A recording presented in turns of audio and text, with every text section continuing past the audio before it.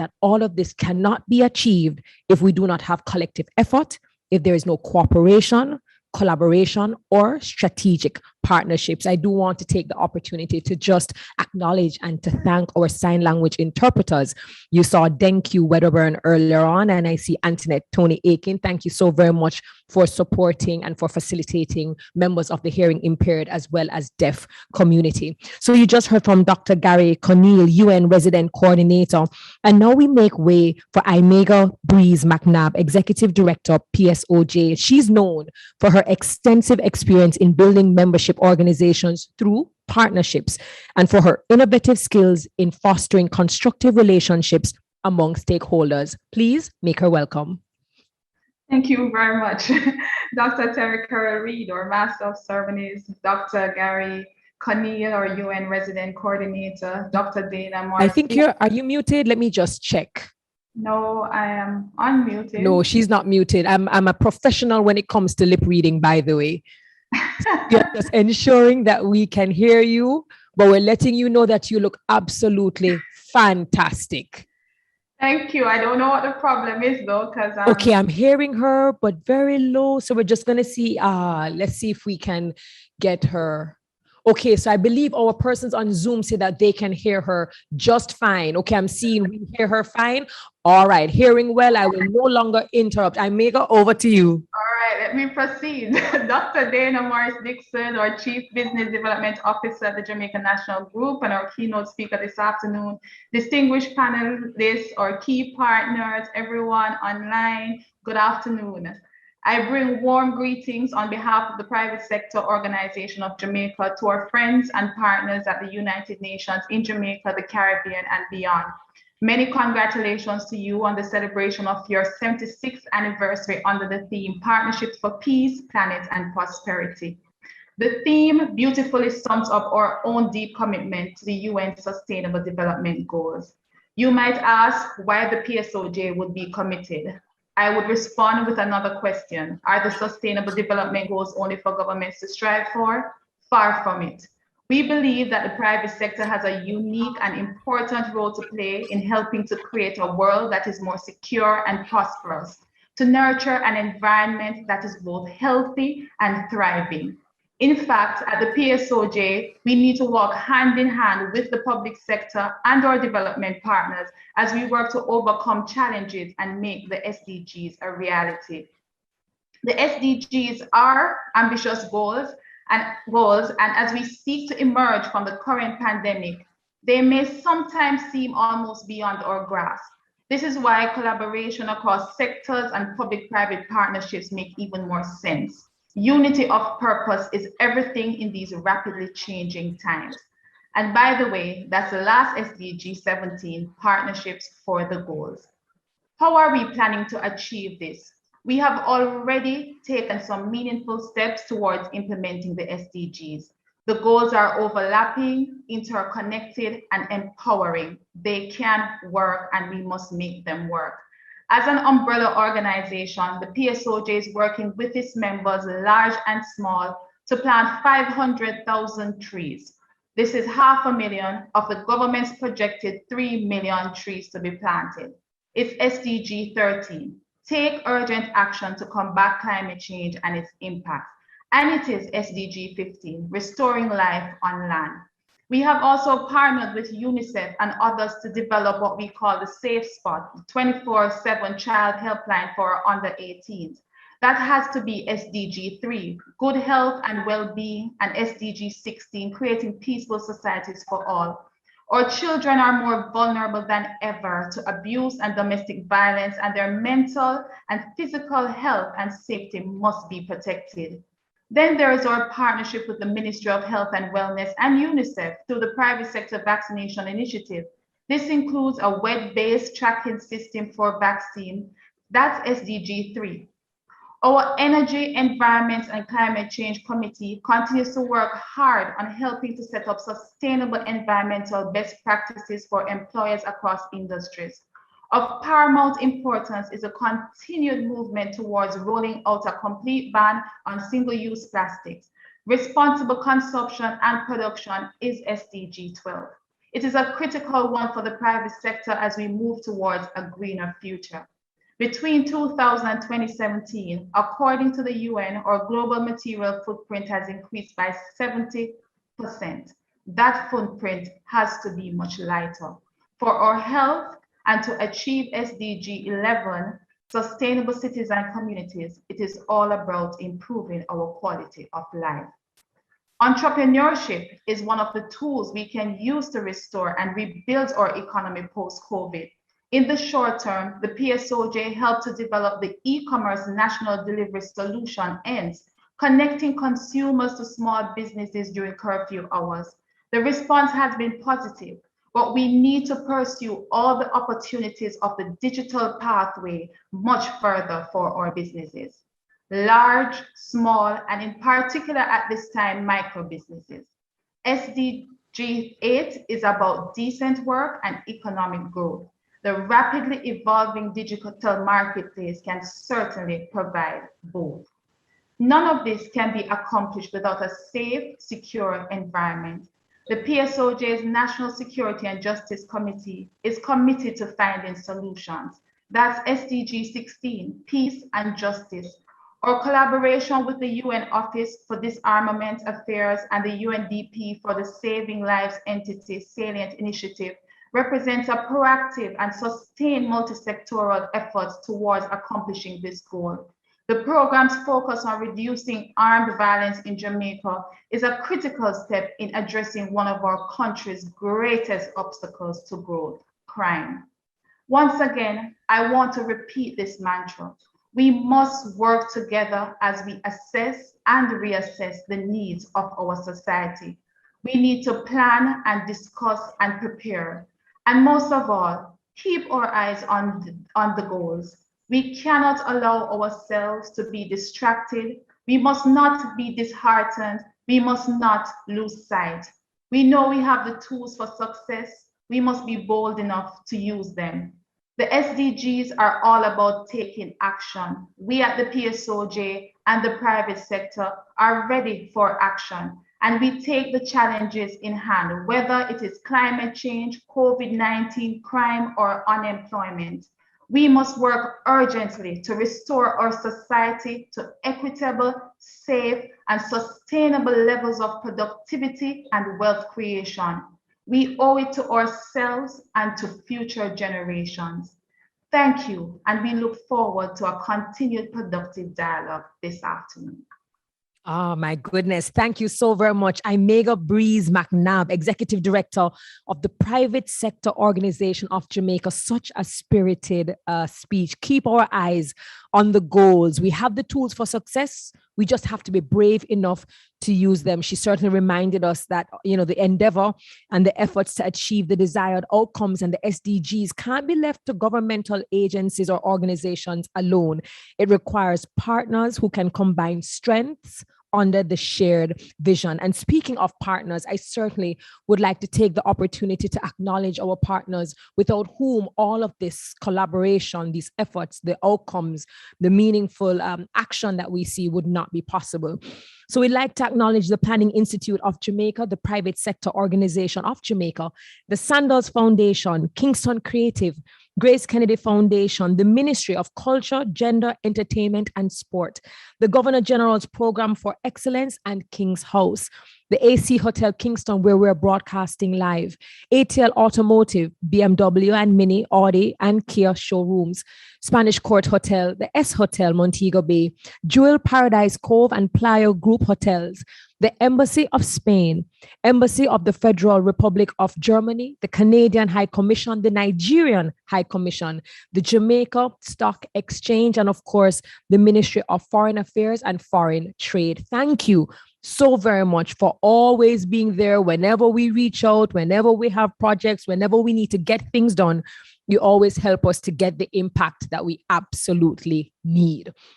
So, Dr. Dana Morris Dixon is a transformational leader and business strategist who has a record of successfully completing major strategic projects in both the private and public sectors in the Caribbean and across the world. She currently serves as the Chief Business Development and Marketing Officer at the Jamaica National Group and is responsible for key strategic initiatives across the conglomerate. She's fiercely committed to the advancement of women as senior executives on boards and in politics, and has served on numerous boards and committees. We're so honored and so privileged to have her as one of our keynote speakers today. Ladies and gentlemen, kindly welcome Dr. Dana Morris Dixon.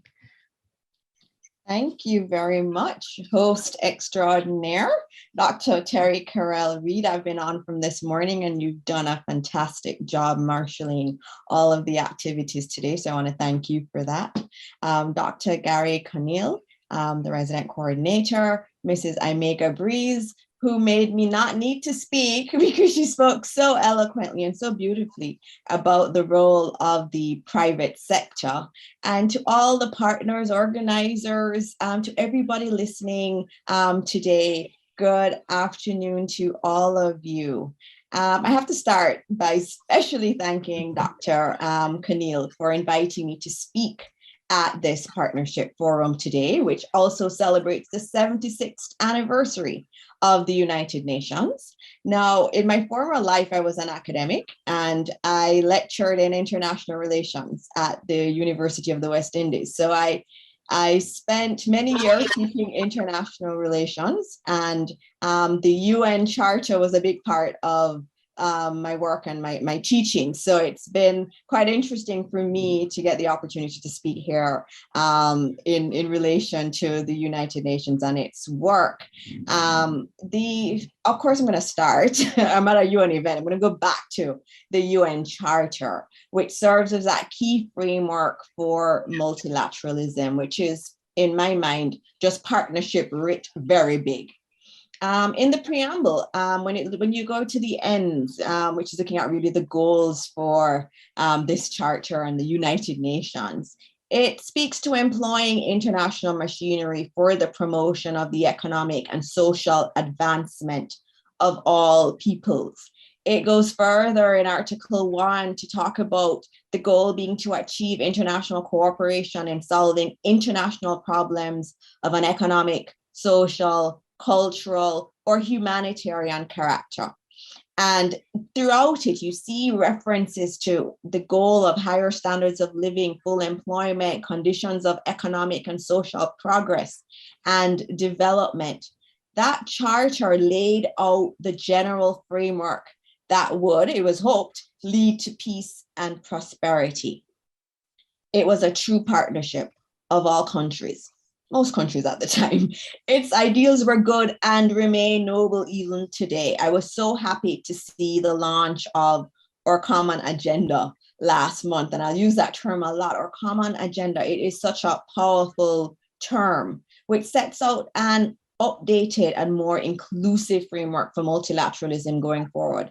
It raises some interesting questions about the future of the UN and multilateralism generally, which, as I said, is simply global partnerships, but it highlights that the founding principles are still sound and that the framework for cooperation and partnership is needed more than ever to tackle the many complex global problems, including climate change, global inequality, gender inequity, economic insecurity, human rights concerns, and the list goes on.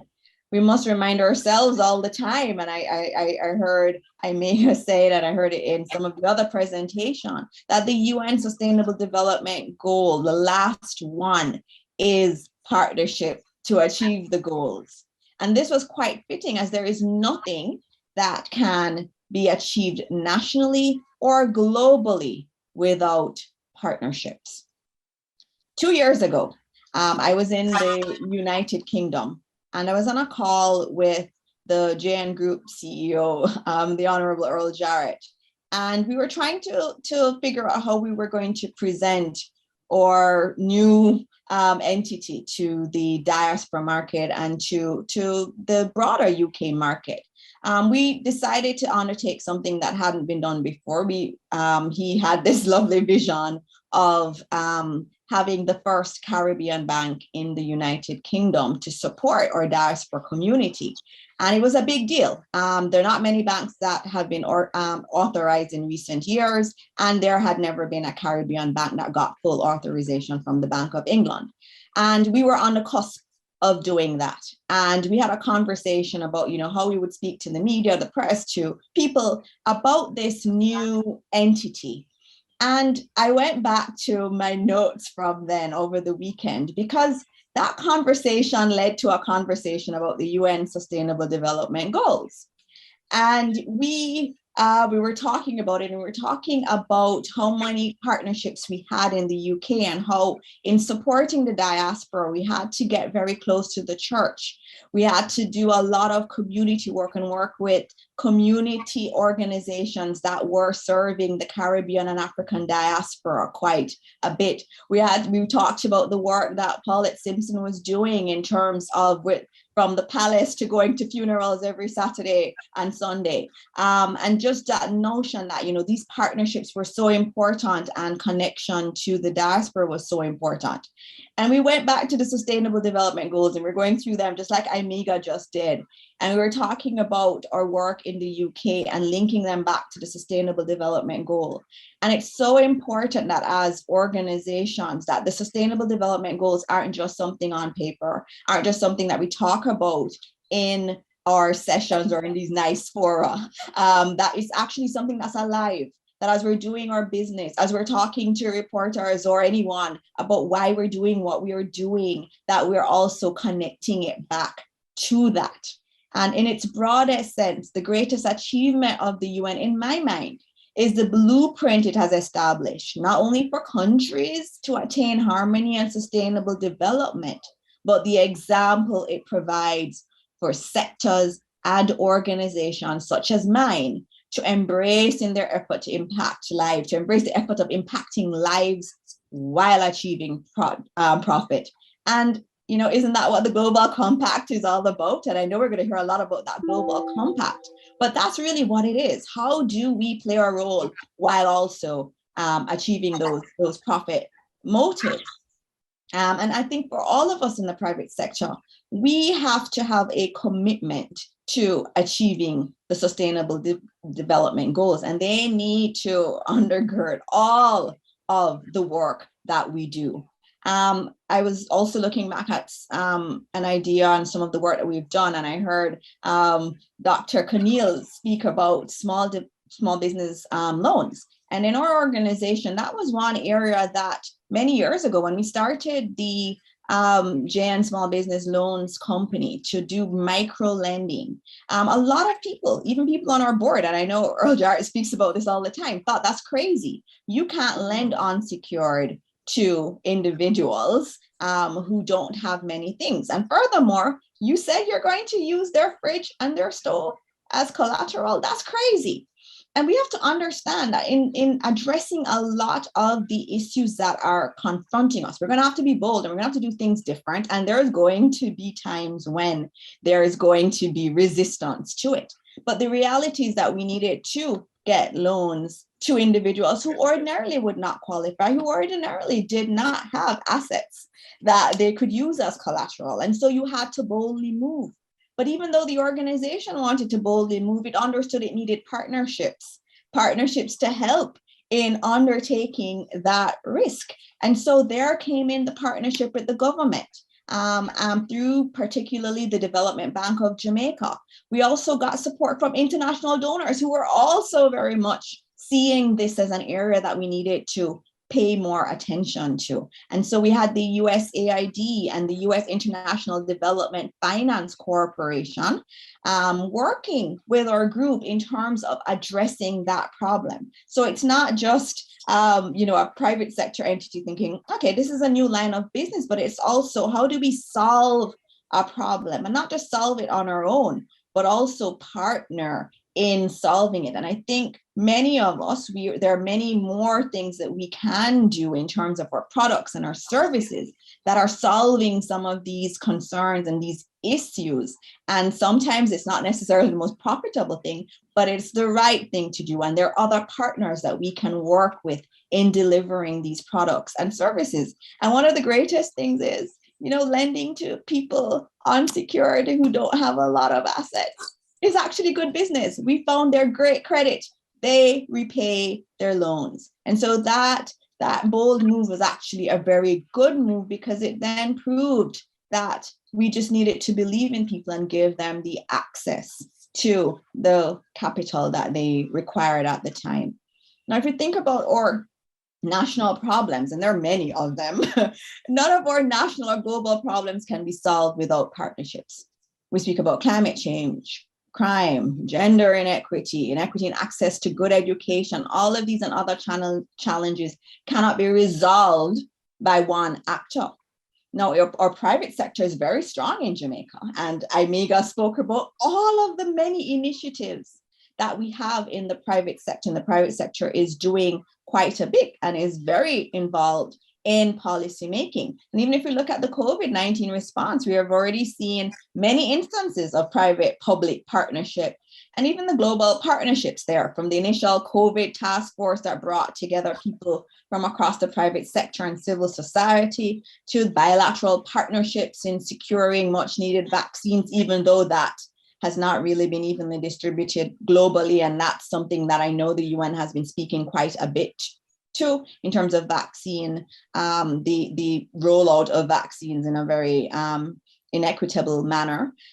We've seen initiatives by the private sector, which Amiga spoke to, where they're mobilizing their staff in terms of having access to the vaccines. And many entities privately have been contributing supplies and other much needed equipment to our hospitals. But we're still in a crisis. Partnerships as a concept sounds wonderful, but it really only gets flavor and meaning when we add a framework around it, the policies and the procedures around it. And when we're truly inclusive and breaking down silos. Education is one area that a lot of us in the private sector are spending money on. We're doing it through our foundations or through other initiatives. And so many organizations in Jamaica are focusing on education, and we can understand why. We often hear of the underperformance of our students in Jamaica. The majority of them leave school with no certification. In fact, the data shows that 68% of our children leave high school with no piece of paper with any certification on it, 68%. Our math scores are not improving, and we often graduate students without the life skills needed. We intuitively know that to solve our education crisis, that to solve it, we need a whole of society approach. But do we really understand the breadth of the problem? And one of the key things as we do our initiatives is understanding the breadth of the problems. We have students entering grade 1 without the stimulation at home or even the nutrition at home to spur optimal brain development. They're in early childhood institutions that have very valiant teachers that are trying their best, but many who are not adequately trained at that level. They enter grade 1 ill-equipped to learn on a psychosocial level. They're traumatized by violence in their homes and communities and are in some instances abused by those who should care for them. In primary school, they're expected to function normally and to absorb a very intense curriculum, as anybody's seen the PEP curriculum, and to do exams in English when many of them barely speak that language in their daily lives. They go to high school with deficiencies in reading and comprehension and maths and are expected to perform on exams that are not aligned to their abilities or interest.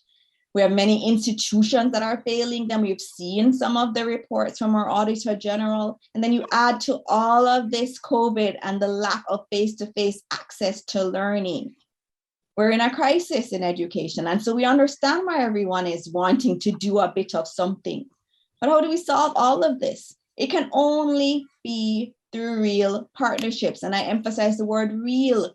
These partnerships must be inclusive and actions should be coordinated and strategic and guided by data. Solving our education crisis, for example, requires a partnership of the Ministry of Education and every other ministry, the teachers and their union, the private sector. We have a big role to provide support, civil society and their critical interventions in communities, the church, which is very powerful, the diaspora that provides so much support, multilateral partners that have already done a lot. UNICEF, World Bank, IDB done tremendous work in this area. We also need the entire society to understand the need to protect our children and to listen to them and include them in the decision making. I was so happy for the panel this morning that was doing some of that. And all of this must be undergirded by governance and accountability structures or laws or policies, or interventions must be tested and measured for success. Again, this partnership thing is easy to speak about, but very difficult to implement. There has to be a sound framework for partnership, or else we have a multitude of actors doing dispersed things and not necessarily moving in the same direction. Many social interventions have not had embedded in them the kind of monitoring and evaluation frameworks necessary to truly glean success. In Jamaica, we often have big ceremonies launching initiatives, but we don't often see commensurate achievement events where we talk about the areas of success and the areas of less success so that we can inform future interventions. The Caribbean Policy Research Institute, CAPRI, recently expounded on this deficit, which is seen across the public sector in their report, Testing, Challenges to Measuring Social Programs for At-Risk Youth. This report looked at the billions of spend on social intervention programs by the government. In fact, they estimated that over a little over 10 years, it would have been $386 billion spent on social interventions for at-risk youth. And it concluded that there was little impact on at-risk youth in Jamaica. It is therefore clear that we need interventions informed by research and interventions that have appropriate monitoring and evaluation metrics that can truly measure success. We'll, over the course of this event, hear about the wonderful work of many private sector partners and many civil society actors. This work is very important and must be applauded. It is unfortunate, though, that some of this good work still takes place in silos. There are so many education interventions and broader social interventions, but we do not spend enough time talking about the partnerships. Are you partnering with your competitor? And we have a lot of foundations that are doing really interesting things. Are you partnering with the other ones? And sometimes we do, and sometimes we don't, but we need to do that a lot more. And I saw one instance of this, I know, when I joined my organization, where one of our competitors, but also a friend, is the Victoria Mutual Group. And we both had an interest in education, and we both worked together on a program that was working in our schools to try to train up the leaders, because we felt that critically, one area of importance was the leadership and having leadership training in schools that were underperforming. And so the two entities came together, investing $100 million each, and were able to put in place that program with other partners. And that's the kind of partnerships we want to see amongst our private sector partners, and more of that. There's some of it, but we need to see a lot more of that. We will only be able to solve our complex problems, and there are many of them. I only went through education, our complex problems, if we break down the silos and truly work together. Globally, we're seeing a lot of discussion about ESG, environment, social governance frameworks. And so there's a shift away from corporate social responsibility and more to the language of ESG. And we see global companies doing ESG disclosures, talking about how the work that they're doing and how their business is standing up for the environment and social issues and has a sound governance framework. When you read ESG, it feels very much like you are reading about the Global Compact. That's what it feels like, the same thing. I'm in an organization, a global organization that determines where it invests its donor funds by the commitment to ESG goals. And I think in our country and in our region, we need to look at how we can incentivize this and how we can also show companies that are truly committed, and maybe even having investment funds that are specifically geared towards companies that are consistent with these ESG goals, which are basically global compact goals if you look at it. In closing, I urge all of us to truly embrace the UN's Global Compact. It outlines clearly how the private sector and civil society partners too can make the Sustainable Development Goals come alive. Corporate social responsibility, or ESG, which is much more measurable, is not just a strategy. It's about truly understanding that our common future rests on all sectors of society playing their part in solving the increasingly complex challenges we see in our country and in our world. The private sector is critical, and many of us are heeding the call for public service. Where we must improve is in ensuring that we partner with each other and that we have evidence-based interventions that employ appropriate monitoring and evaluation frameworks, and that in our business practices, we truly live up to the ideals of protecting our common future. Thank you again for the invitation, and I look forward to hearing the other presentations and discussions in this session. My goodness, Dr. Dana Morris Dixon, who at first in her introduction said, IMEGA came and she wasn't even certain that she would need to speak. Thank you so very much for those remarks. Thank you for your honesty and your transparency. While you were speaking, I was taking a lot of notes, and I'm sure what you said resonated with a lot of our attendees. And you said it starts with a founding principle. You think of the issue or the problem that you're trying to solve. And something that you said that was so important was, it may not always be profitable, but it is the right thing to do. And then afterwards, you have the dialogue and the discussion. Then there's framework and strategy. You apply the commitment, you align with the right partners, but then you remind us that nothing nationally or globally can be achieved without partnerships. So then you implement. But most importantly, you must measure. What is the data? What is the data saying? And how can we use that data to improve? Thank you for reminding us that sometimes we don't have to reinvent the wheel, but instead find other partners that can help us to do the same work or to get the same desired outcome. Thank you so very much for that wonderful delivery. I'm sure everyone benefited from what you just said. And so from that, and it's very interesting because you mentioned the UN Global Compact, which we will hear about more after we do this video presentation highlighting UN programs. Watch this.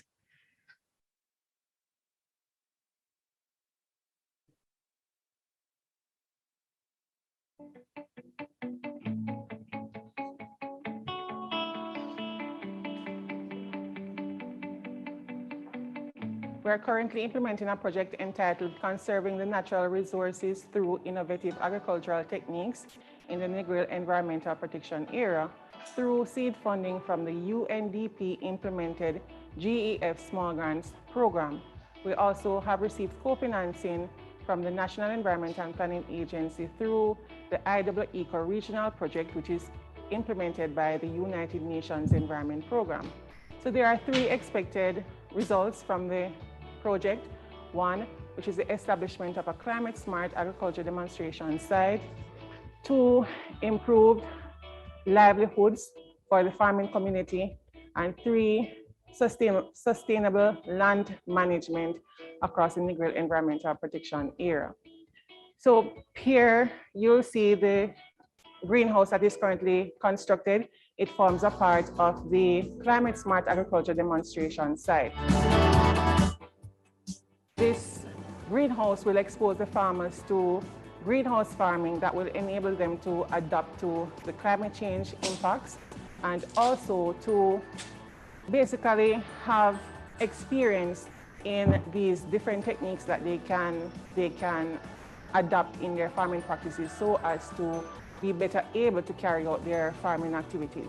The site will also feature a hydroponics unit where they will be exposed to growing lettuce in outside of the soil rather. So they'll be using water with nutrients passing along the roots of the plants. My name is Vernon Lefevre. I live at Cardwell District, Green Island, PO. I'm farming on a piece of government land property.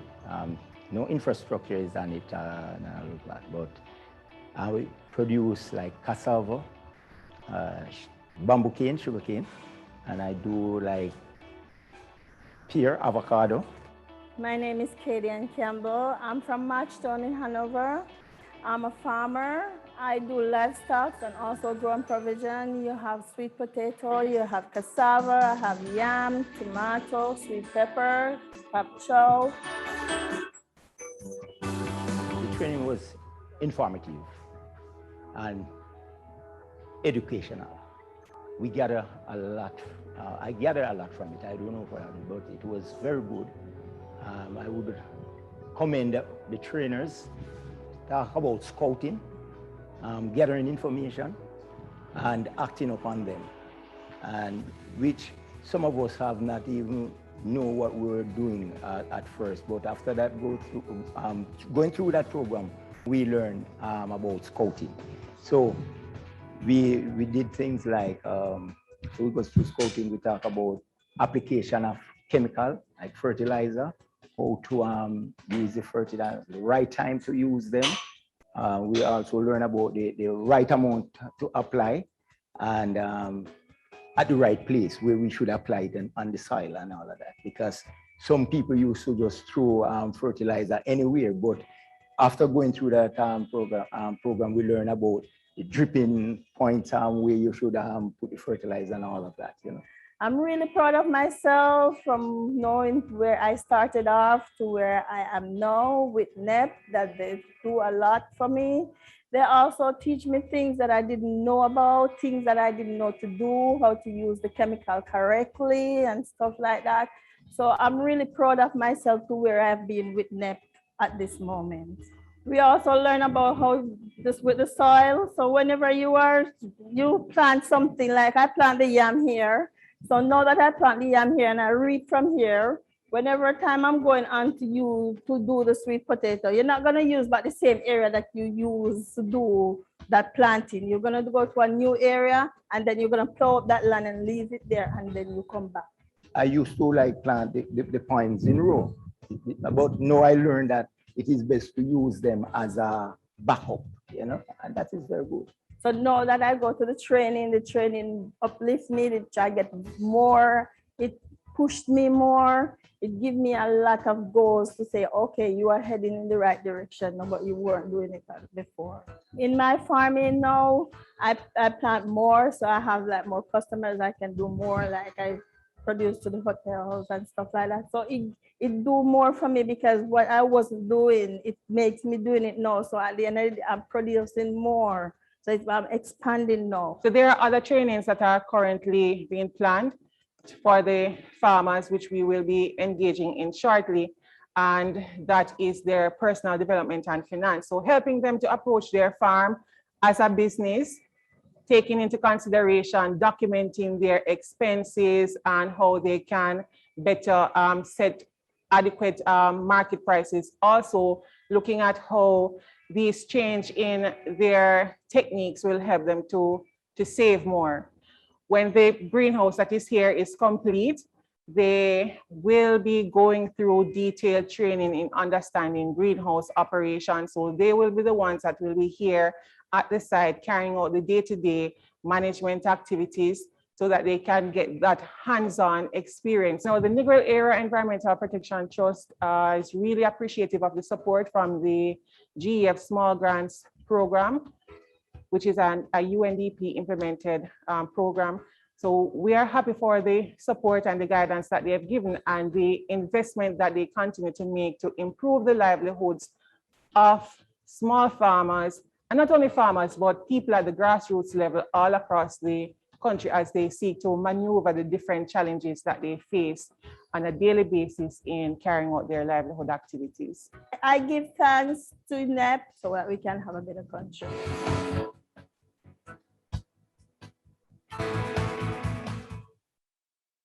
That video actually made my heart smile. I have a different kind of love and respect for our farmers. They are the ones that feed this nation, and a lot of us don't always think about it when we go to our wholesales and our supermarkets, but honestly, we are nothing without our farmers. And just seeing them speak with such confidence, you can see how this entire training program helped them to become empowered and more confident in their abilities, right? So they got the knowledge, they were able to implement it, and then they were able to see the outcome, the increased capacity. And it was just so holistic to watch that development. You know, looking at it, you realize that they benefited not only in terms of personal development and entrepreneurship and finance, but just in all areas. So again, thank you so very much. It's always wonderful to see how the United Nations office in Jamaica, and of course, United Nations globally, how they are assisting other persons to become more empowered. So we had our first session earlier this morning, and now we're jumping into our second session, and it is entitled SDG Private and Third Sector Forum. And I cannot wait to see this presentation from the UN Global Compact. And the presenter is Teresa Molde-Alba, Senior Manager, Latin America and the Caribbean, UN Global Compact. Watch this.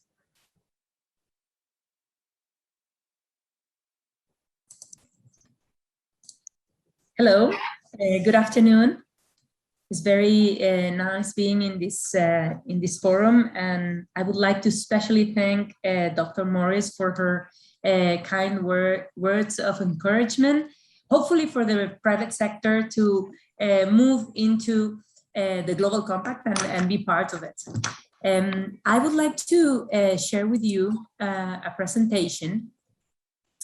Just give me a second, I will start my presentation. Okay. One second.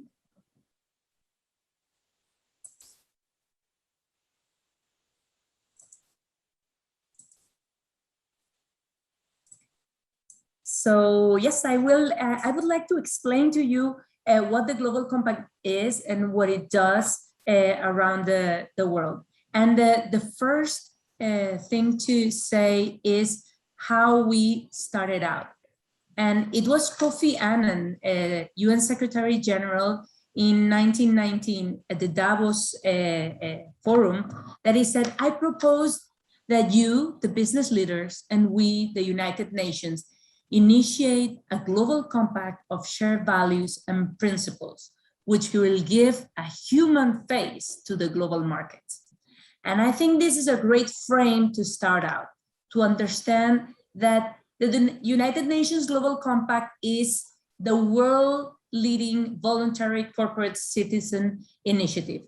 It is a call for companies to get involved and to commit and voluntarily align to these 10 principles that can be distributed in human rights, labor, environment, and anti-corruption.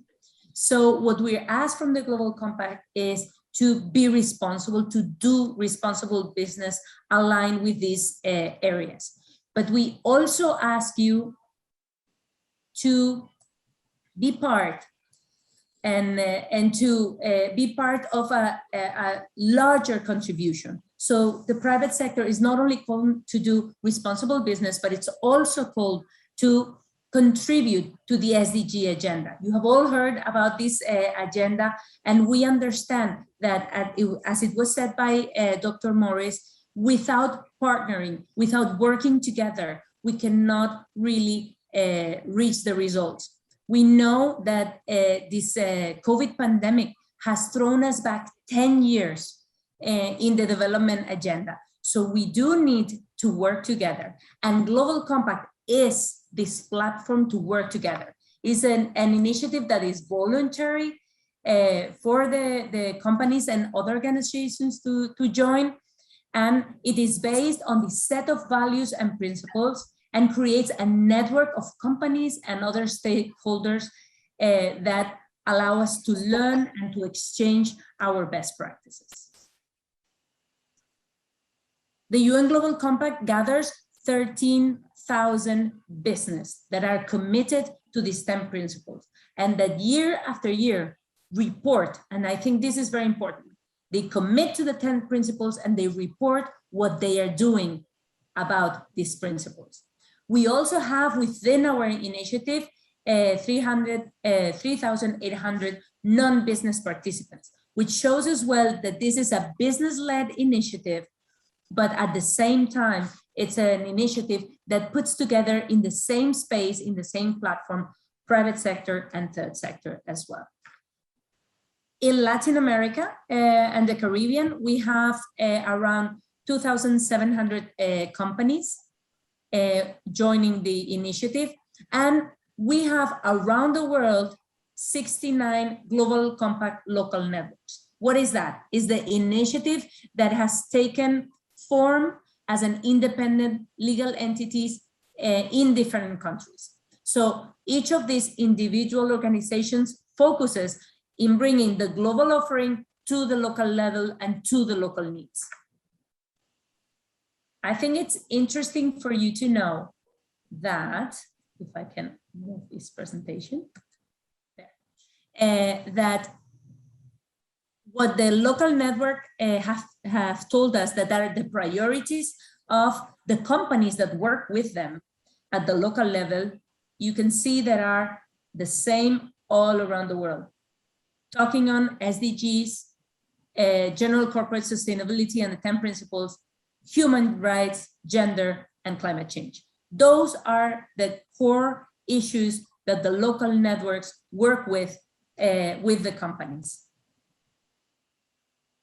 And how do they do that? They actively raise awareness about the principles, about the SDG agenda, and how the private sector can contribute to the SDG agenda.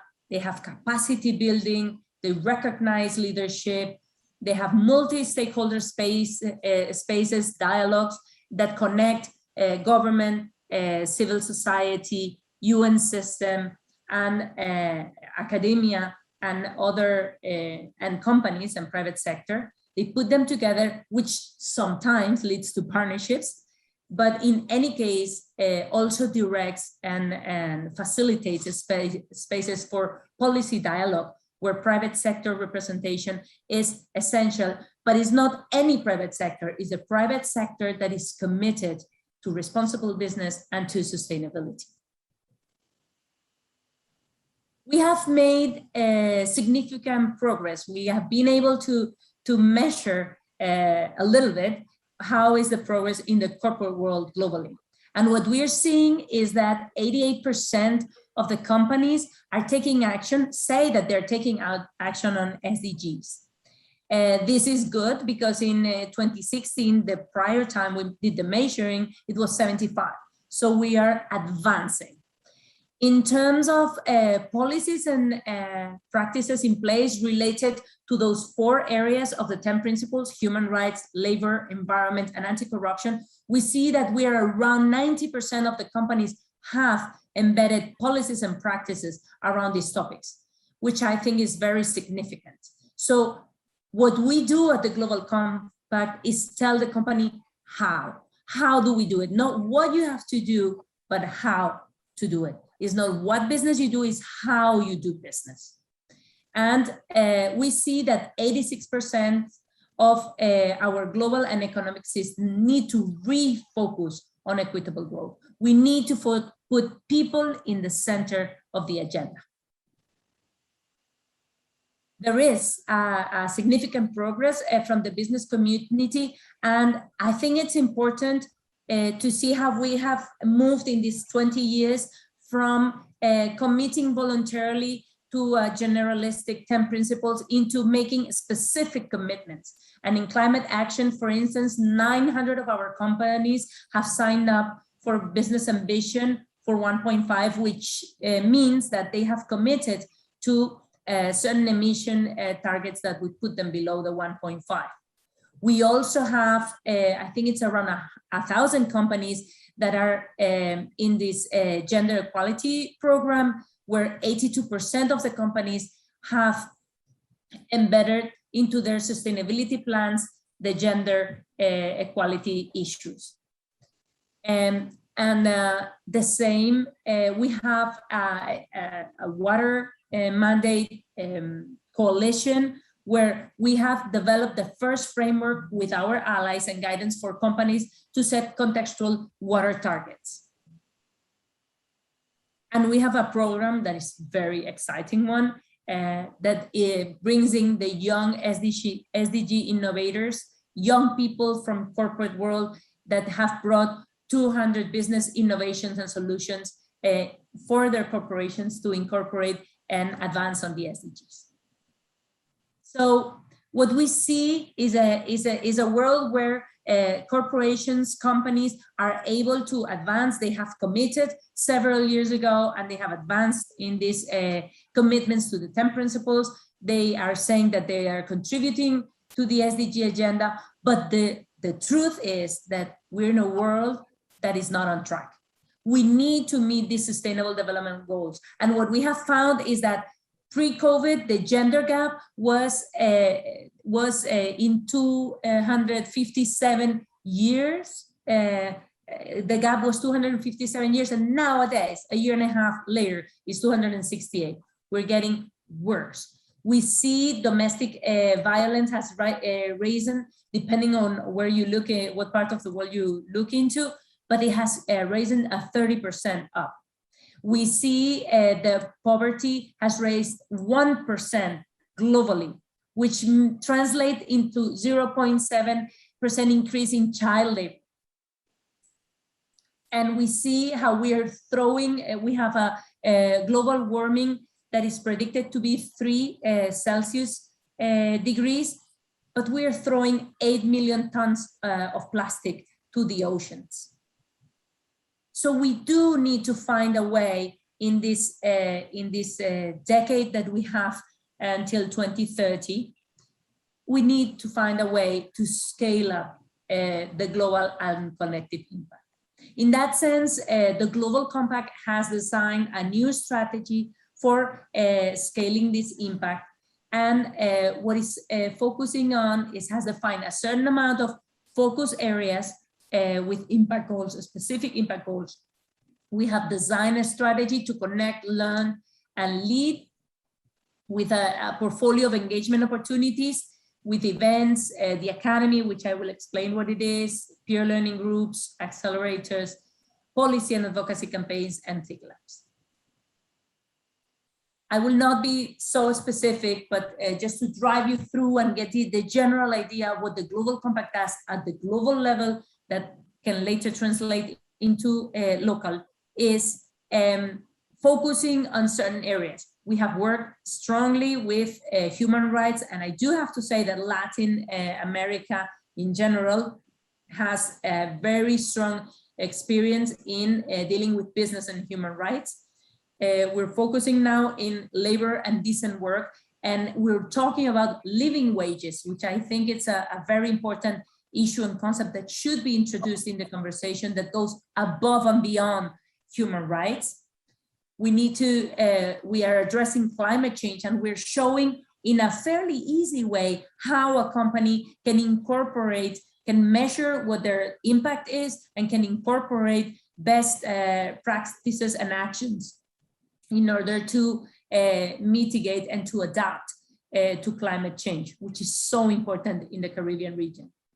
Of course, we have the anti-corruption issue, and during COVID times, we have had several examples at a national level of Global Compact companies joining with UN system, with governments to ensure that corruption is not happening, especially to respond to give response to COVID needs.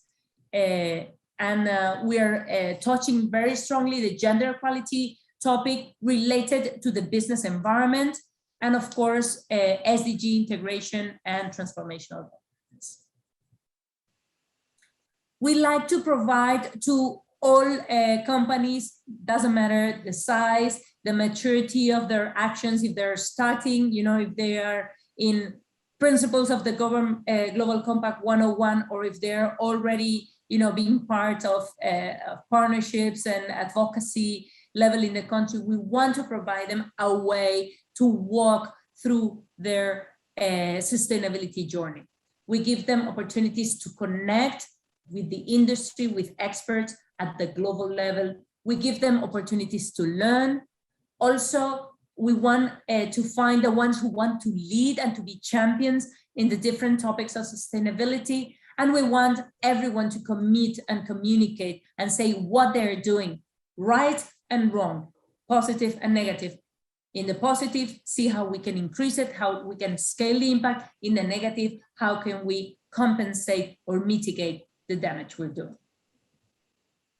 So we do have several flagship events during the year. Of course, we are participating in the COP26 for climate, caring for climate, that will take place in November, just a few weeks from now.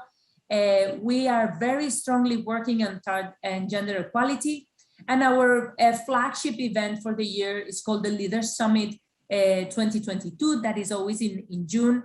We've had the two last versions virtual, and we had, I think it was around 20,000 registration. It's a worldwide event that has activities, global activities and regional activities.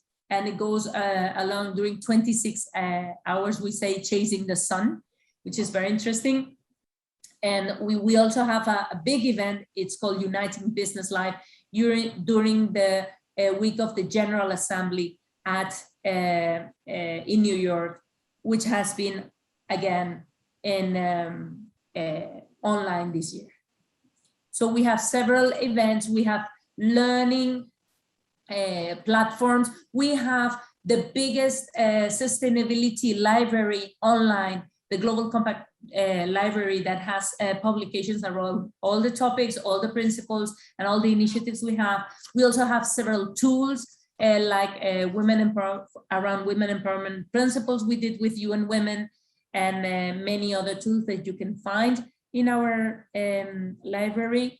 We have a training, we have the academy sessions that are global, and this next year we will have regional for Central, Caribbean, and South America. And we have the accelerators, which are programs directly addressed for companies to commit and implement best practices on several issues. And as you can see, the accelerators have been very successful. These are run from with a structure from the Global Compact office in New York, but implemented locally. Around 2,300 companies have participated in all these activities, and it's been very, very interesting how it's moving the needle, is really creating impact. And we want to show leadership and be part of the leadership. We work in some issues around with coalitions, with Water Mandate, Oceans, Science-Based Targets, CFO Task Force. So we work in coalition in the topics that are not in our core, but are core to companies. And we do look forward to being part of policy advocacy in all the topics that we are building capacity in the companies, and we're helping companies run. So, and finally, we have some call to action campaigns where we focus on a certain topic and looking for a commitment, a public commitment from CEOs, from companies that will lead into policy building, best practices, and change, actual change in the companies. Very, very important. Never forget to communicate. We need to understand what we're doing, set targets, track it, and disclose what we're doing right and wrong. So just with this to finalize, we are very happy to say that the Global Compact is landing in the Caribbean. We're starting out in our work in Barbados and Eastern Caribbean, and we hope to expand very soon to the rest of the Caribbean. We're aiming to see, it is our goal and our wish to have a multi-country local network in the Caribbean, maybe by 2023.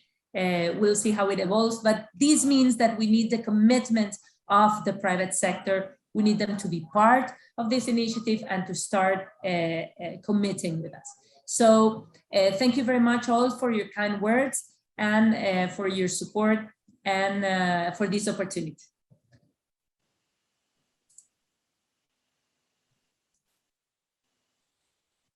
Caribbean UN Global Compact, just listening to her, I have a greater understanding, the Global Compact of shared values and principles, really breaking it down, drilling it down. And she reminds us, do responsible business, be deliberate in terms of getting these particular targets. She said, put people at the center of the agenda. You have to put people first. You have to put a human face to the global market. And certainly the number that really blew my mind was when she said Social Progress Index estimates that we are 62 years behind schedule. But we remain optimistic, and we know that if we work together collectively, certainly we can shave off a couple of years. And it's possible that we may not necessarily be able to achieve everything in the next in the decade, but we certainly will work towards it. So we thank her so very much, and we're very happy to know that the UN Global Compact has arrived in the Caribbean. Now we move from Teresa, and we now welcome Andrea Dempster-Chun, co-founder, Kingston Creative. Watch this.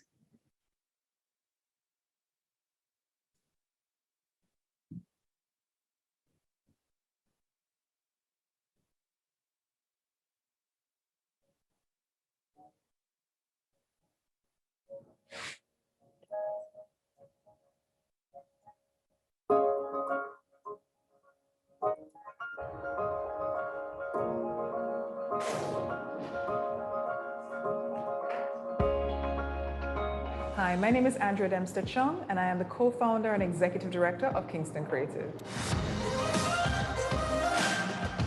So Kingston Creative is a registered nonprofit organization founded in February 2017, and we're an organization powered by over 100 volunteers and staff that serves the creatives, artists, and communities of downtown. So the work that Kingston Creative does is in two areas. It's around people and it's around place. So in terms of people, we're very focused on uplifting creatives, on providing opportunities for training, opportunities for performance, opportunities for earning through our Creative Hub and our Createch project. And in terms of place, we are very focused on transforming downtown Kingston. And this is through murals, creating an art district that is powered by technology. So we use augmented reality in our murals, we create sculptures, and we have lots of performances and activities to activate the space. So the work that we do really focuses on SDGs. First of all, goal number 1, which is no poverty. If creatives can earn, this directly impacts the poverty levels, especially when you focus on the marginalized communities in and around downtown Kingston. And we provide free training, certification in business and digital skills, because we feel that our creatives naturally have talent, but what they need is the business skills to support it. And of course, post-COVID, digital skills are critical. We also impact goals 8 and 9, decent work and economic growth and innovation, because we provide opportunities for creatives to convert their talent into a way for them to earn and a way for them to support their families and their communities. And so we also, through innovation, by training creatives, by providing Createch opportunities, by leveraging technology, this brings innovation to the space. So we teach about NFTs, about augmented reality, virtual reality. We have virtual reality tours of downtown. So we're all about figuring out how we can leverage technology to make our creative talent even better. We also focus on goal number 11, which is sustainable cities and communities. Sustainability comes in many ways, but people being able to earn from their creative talent and the city being transformed into a space where people want to come, where tourists can come and enjoy what we have. It creates new economic opportunities for people, and that helps our city to become sustainable. So the development of an art district in what was once the abandoned downtown Kingston, which was highly stigmatized, creating the art district helps our city to uplift itself. And we feel that that's a really important goal to be contributing to.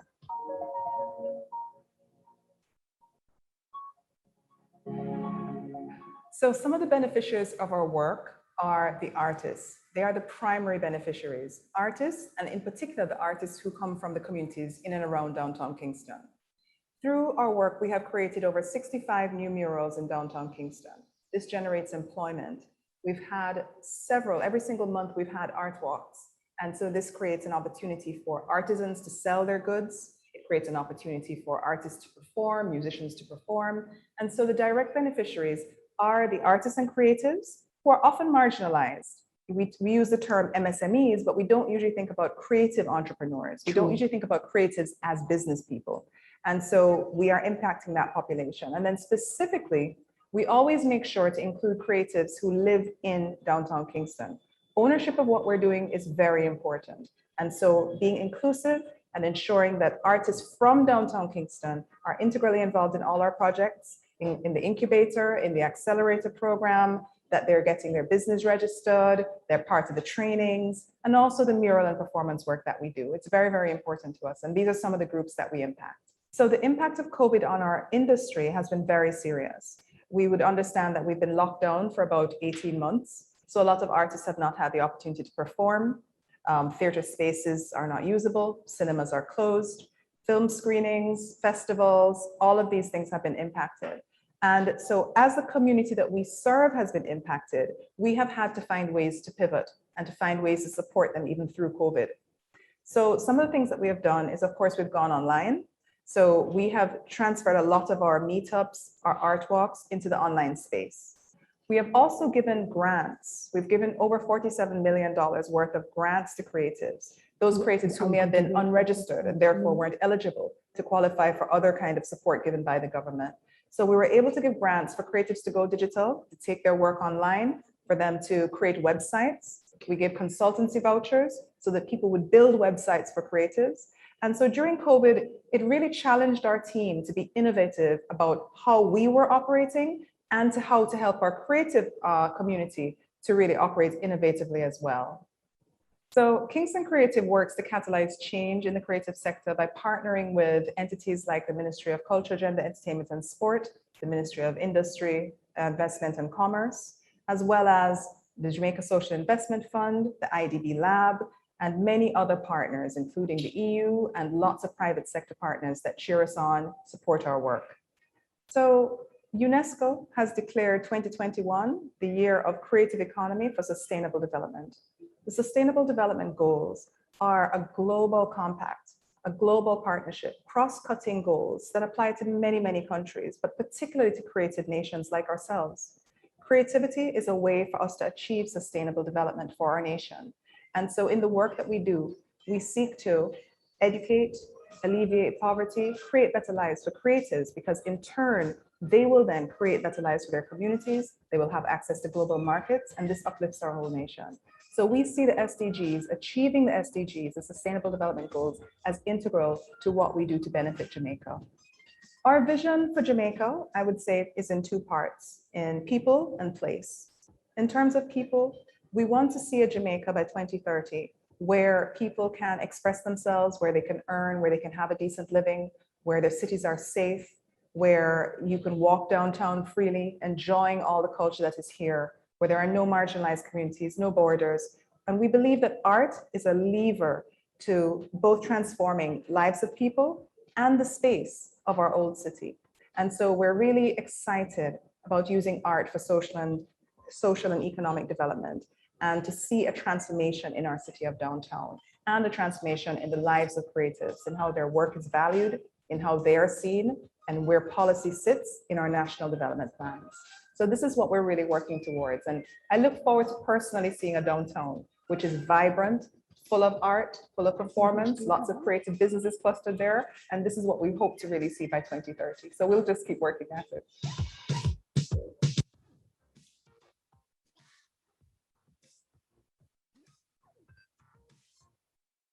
That is so impressive. Such a stunning video. I listened to every single word that Andrea said a while ago. Andrea, are you there? I have so many questions, by the way. I'm just checking to see if we have her online. Hi, Terry Carell. Can you hear me? Oh, I hear you. How are you? And congratulations on such a job well done. Oh, thank you so much on behalf of all the creatives and all of our volunteers that make it happen. Oh, absolutely. So the question I have for you, I grew up in Portmore, St. Catherine. And so I shop downtown, and I still shop downtown. And I remember so many people, uptown, middle class, saying, I don't go downtown. I would never go downtown. Downtown is dangerous. And you spoke about it, the stigma that is attached to it.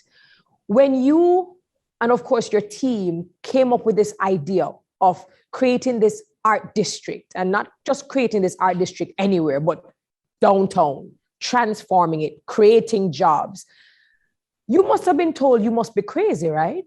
You must have received a lot of resistance or kickback, or did you actually get a lot of persons saying, yeah, we're on board? Tell me about that.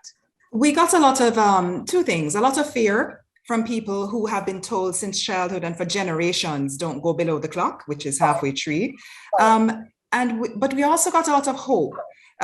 There were some companies who said, we've tried this before, we won't invest because we tried this before and it didn't work. But from actual regular people, and of course from our creative community and the people downtown, we got a lot of hope and a lot of engagement and a lot of support. So we're really thankful because we just started from the ground up.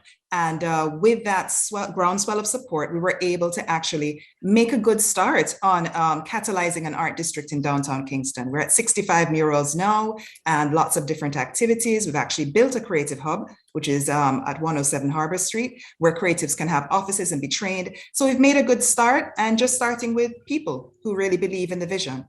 I'm so happy for you. I mean, I remember the first time hearing about Kingston Creative and actually seeing the implementation and what it is now, coming from that seed and actually see the benefit from the process. And I believe, maybe for you, it may not feel this way, but as an outsider looking in, it looks as if you did it in such a short, period of time. For persons who might be listening or who might be watching, who have they have a dream, they want to be able to create this amazing impact while keeping the SDGs a part of that dream and that goal. What is your advice, especially if you're going to take something like the arts that we tend to talk about, oh, Jamaica, we're creative, we love our arts and our artists, but we know from a monetary standpoint, many of our artisans do not benefit. We do not benefit. And then you take a place, and so we're talking about the people, and then you take a place like downtown that has been rejected for so many years and ostracized and isolated and known for vulnerable communities. And then you decide to bring something so beautiful. For persons who have that dream and they know that they're going to be fighting an uphill battle where the odds are stacked against them, what are the lessons? What is the advice that you've learned on your own, or maybe advice that you got that you think you should pass on? I mean, our internal mantra, that's a great question, by the way. Our internal mantra is collaboration over competition. And what that really boils down to is partnership. And so we have formed this group of partners that come from private sector, public sector, and also third sector. And we found where everyone's common goals intersect. And so we're able, with this partnership power and, with the team behind us, we're able to move forward. I think the key to it is getting strong partners on board, articulating a clear vision, and not letting obstacles stop you. Sometimes you will come up against obstacles and you just find another alternative path to go around. And also it's a 10-year vision. We're just at year 4. So, we're not there yet, and we're just taking it a little bit at a time and making sure that we make consistent progress. Consistent progress is key. I am impressed. You literally just said 4, and you're saying that this is really not it. This isn't really what we hope to have as an outcome. I can't wait to see what your celebration of your 10th year will look like. Finally, my last question to you. When you spoke about articulating this goal, it's very important, finding a common goal that will appeal to partners, that will align with the right partners, and putting this all together. For persons who have this idea and they want to pitch, right? They need to pitch. What are 3 things that they must have? What are the 3 things that they probably need to consider before they make that pitch to that partner, besides the common goal? Yes, well, I mean, I would first invite them. We're actually having a free training session in how to pitch and in how to package your idea as an investable project. So there's 2 training sessions being delivered at the hub. So if there really is someone out there who's interested, we're actually training people in that this Friday and next Friday. But I think you have to have people see what's in it for them. You have to articulate clearly what your impact will be. And then you have to craft a plan that has measurable goals and come back and say, hey, accountability, we hit step number 1. Are you with us for step number 2? I think accountability is key. An earlier speaker, I think, had spoken about how, we love to have these announcements, grand announcements of huge plans. I'm a believer in small steps. Let's take a baby step together. Let's come back to you, report to you that the baby step was taken, and then let's take that next step towards the goal. So just take it small, take it incrementally. And in things like this, keep the community with you. For us especially, it's very, very important that the community of downtown Kingston is with us every single step of the way. Otherwise, it's not sustainable. And so, just keep the people at the heart of everything you do, take small steps, and make sure people know the what's in it for me, that it's very, very clear what impact you're going to have and how it's going to benefit your partners. Andrea, I'm just letting you know that you're a boss. I'm just letting you know right now that you are a boss. And I've often said, besides tourism, besides our music and our sports, I've always said, as someone who loves to travel, I would love to have persons come to Jamaica and die to see the artwork. They want to go and see a sculpture that is not found anywhere else in the world, to really create and turn this entire country into a beautiful canvas. That's really what I want to see. And I believe that you are totally on your way, and I cannot wait to see how this all unravels. Andrea Dempster-Chung, co-founder, Kingston Creative, thank you so very much for taking that very simple idea. It might have seemed simple. It was such a simple seed. And to look at the impact and the influence that it has had over people and place is just simply stunning. Thank you so very much for all the work you do. And we wish you all the best as we hit year number 10 in 6 years. Thank you, Terry Carell. The real boss is Jamaican culture. So we have to tip our hat to all the creatives and to our very, very powerful global culture. That's what's really driving everything forward. Thank you so very much. You. Have a good one. Be safe for the rest of 2021 and beyond. Thank you so very much. Thank you. Oh man, I love Kingston Creative. Oh, I love it. I love it. So we move from Andrea Dempster-Chung, that is really just giving you a real life example of how you can take this idea. You can totally have the SDGs as a part of your core values and manifesting it in such a way that you can actually measure the impact. Now we move to Heidi Clark, Executive Director, Sandals Foundation.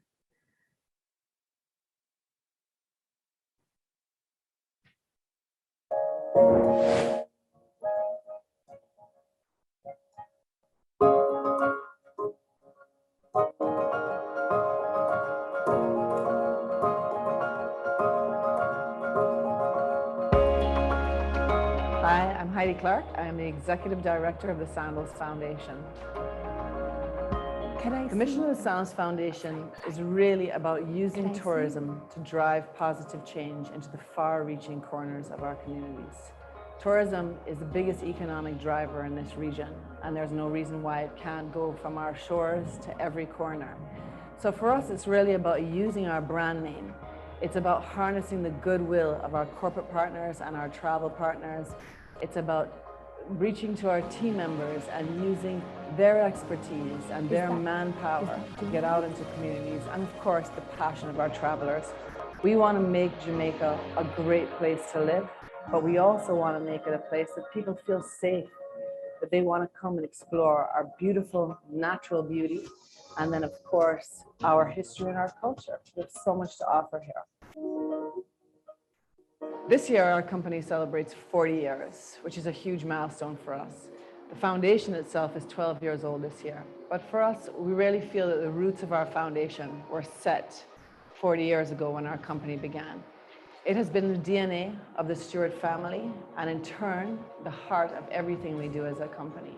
Before CSR was even a buzzword, we have been giving back and working with local communities to see how we build them. The foundation was really about a way to scale up what we've been doing and do it at a more sustainable level. So our key pillars are really education, environment, and community, and that really covers a lot. But to be very honest, education underpins all we do.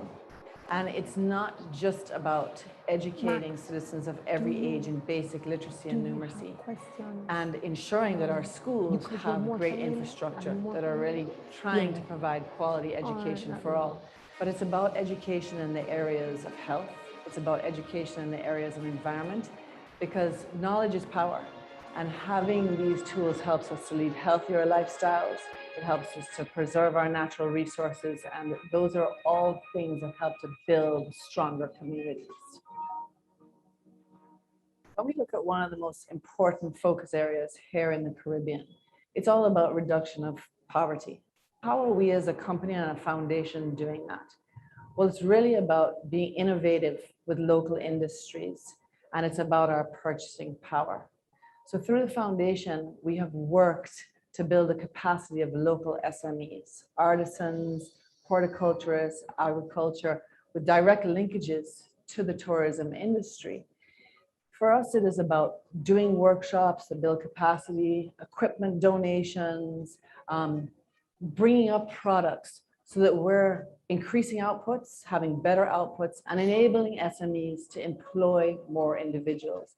And it really comes a complete circle. It is about highlighting local, buying local, focusing on local, and building local. And for us, we're seeing the benefits, we're seeing how it's benefiting businesses and how it's really strengthening communities. I think Adam's When we look at the Caribbean region, Jamaica, all of our beautiful islands on a whole, climate change has really been something that we need to focus on. Although we are one of the most beautiful regions in the world, we're also one of the most vulnerable regions. And because of that, we have done a lot in investing and working with coastal communities and our local schools to not only educate on how intertwined we are with our environment, but how dependent we are on it. So for us, it's about investing in marine and terrestrial spaces that are under protection and seeing how we can build on that. It's about environmental education in schools. It's about training in our communities for disaster relief to build their resilience. It is a huge focus area. It is what we sell. We don't sell a resort. We sell our natural resources and the beauty of this region. And we have the power to build our reefs and to restock our fish if we all lived a little more conscientious. So for us, that's a huge driving force. The Sandals Foundation has always focused on rural communities as the beneficiaries of our work. We feel that rural communities are often left behind. They're the forgotten ones. Urban communities have a lot more access. When we go into a rural community and we are able to bring digital education and digital access, and we're able to do training, and we're able to engage women who head up a lot of the households and our young people who are a lot more vulnerable because of that lack of exposure. For us, it's not just about empowering that generation, but it is about empowering the generations that will follow. We recognize that this pandemic has certainly set us back economically, development-wise, and also for many people emotionally. But it has also reset and reprioritized a lot of things that we need to now focus on, from the environment to looking at, particularly here in Jamaica and the Caribbean, the digital needs of education and how we've had to kind of move at a very fast pace to ensure our children are getting equal opportunities at education. It is also looking at the health gaps and how our hospitals have been able to cope during this time. And what I think has been very interesting is it has brought people together. So it has brought together public and private sector. It has brought together international donors and governments. And it has really made us realize that we all have strengths to kind of lean on, that we need to work together to meet the needs and build the strength. And I think that this time has actually done that. You know, we've recognized where the gaps and the needs are and how we all need to focus going forward. Not only has it really made people reprioritize doing good, whether they're at home or in their communities, but has reprioritized that everywhere they go and every life they touch, they want to do good, which is a fantastic opportunity for the travel industry, because now more than ever, we can have tourism drive positive change in far-reaching areas and far beyond our doors. I think for us at the Sandals Foundation, we have been super blessed. We have been blessed by incredible partnerships, and partnerships have really been what make our work possible. We can work with corporate partners, international donors, incredible people like UNEP, Coca-Cola, Sesame Street. So whether it's Sandals and Beaches corporate partners or people that just want to help make a difference. We've been able to utilize their mission with our mission, with our boots on the ground, and make things possible. But more than that, there are so many incredible grassroots organizations here in Jamaica and across the Caribbean, making things happen. And what they really need is a voice and investment. And we have been privileged to be able to partner with them and give them that voice, because they're really the ones making things happen on a day-to-day basis. And truthfully, it's not about reinventing the wheel. It is about scaling up what works and taking that to new heights. And we're really pleased that using and utilizing our strengths, each other's strengths, we've been able to build on what works and learn from that. Every action that we take on a daily basis was aligned with the 17 SDGs. Then we would be making positive progress towards peace and prosperity here in Jamaica and across the world. It's when we really lose sight of the bigger picture and these goals that we lose sight of why we're doing what we're doing. So I think they really set the precedent for moving forward. And let's be honest, for us to prosper, everybody has to prosper. You know, one man prospering doesn't make the world a great place. So I think the SDGs really set precedent for that. And I'm very pleased that we're now looking at all of our projects and programs and how we align with those. For Jamaica for 2030, I mean, there's so much I desire for this country. I would like to see a country where people have more equal opportunities to good health, to better education, just really about opportunities in the economic space. Our small businesses have more footing, and where people are looking out for one another. And the SDGs are really the goals that are going to enforce that everything we do, every little action we do on a day-to-day basis aligns with that. Jamaica has so much potential, as does the rest of the Caribbean. If we align ourselves with good intentions and the greater picture, the big goals, the 17 SDGs that will guide us, we have the potential to be a country that people really do want to work, live, raise families, and do business.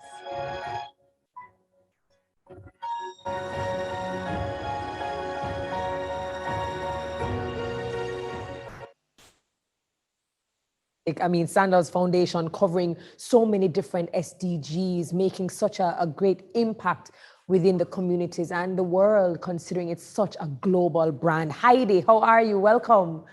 Hi. Good afternoon. I'm great. How are you? Good to be here. I am not bad. While I was watching it, I got all the feels in the world because, fun fact, my very first job at the age of 18 was at Sandals Montego Bay as a playmaker. So Sandals has a very special place in my heart, and that's where I learned about the Sandals Foundation and everything else that you guys were doing. So this gives me all the feels as I listened to you and I watched the video. Thank you for all the work that you do. I have a question here from Ashley Gordon _Samuels, who asks, what's one thing that you would encourage other players in tourism to do, especially hoteliers, in regards to impact, climate change, and other areas of development? So, you know, there's so many things we can actually do. Consumers and travelers in particular are becoming more and more conscientious. So really and truly, it's about providing opportunities. And those opportunities come in the form of getting people out and getting them exposed to the region. It's not just about seeing the hotel. It's about how they are letting people know about what's happening in the country. And you know, every little thing from having items in your gift shop that are focusing on local to having, you know, agricultural products in your buffet, but showcasing where they're coming from and then utilizing some of those funds that are coming into the tourism dollar to build the capacity of local. So it's about reinvesting in the artisans and helping to train, and it's about, you know, investing in farmers. All of us have the potential to engage our guests and our team members to do so much more. So I just think it's about providing opportunities. Oh, absolutely. And just a final question for other persons who might be watching, you know, organizations, whether small, medium, or large, and they're inspired, for example, by the work that you do, or they want to tackle some of the SDGs that you tackle. You know, what are some of the key indicators that you use to measure So you know that you're helping out in schools, you're helping with literacy, you're helping with the coastal and marine communities, you're helping in these areas. What are some of the key indicators that even you would look at to say, good job, we did a great job, we need to keep on investing here, or maybe we need to go back to the drawing board? What do we look for? So it's difficult to say just one thing because there's so many different areas that we operate. So in the marine environment, you know, we work very closely with NEPA and the specialists that are looking at our progress with growth, with fish counts, with coral growth. When you look at schools, we're really looking at how are they performing? You know, are the teachers, are the parents getting on board? Are the programs that we're running, they're really engaging people? And is it making a difference to the children's academic performance? Same thing with scholarships, same thing with the health sector. You know, if we're working with a hospital, when we give a donation of equipment, it's not just about turning around and walking away. We want to know later on during the year, how has that equipment impacted what you have been able to do and how you've been able to deliver your services. And if it's done really well, then we do it again. So start small. I mean, Andrea spoke to that. You start small, you do pilot projects, you partner with the right people, because it's not about us going in and saying what works. It's all about partnerships. And then it's about taking what works and scaling it up. Thank you so very much. You actually echoed a lot of sentiment from early this morning where they said it has to be constant. You always have to do follow-up. You always have to be updating and reassessing to see what needs to be done, what needs to be changed, and what needs to remain the same. Heidi, I mean, love to you and everyone at the Sandals Foundation. Thank you so very much for all the work you do. And we just wish you all the best in all of the other endeavors that you have, not only with Sandals, but everywhere that you choose to touch and impact. We thank you so very much. Thank you. No problem. I love these power presentations. I don't know about you guys. And if you're loving these power presentations, let us know. Use a hashtag UN Day, hashtag UN Jamaica. Let us know what resonates. What are the things that inspire you? And if you had any aha moments, we would certainly love to hear them. So we move from Heidi Clark, Executive Director, Sandals Foundation, and now we look at a power presentation by Caroline Mahfood, Executive Director, GK Foundation.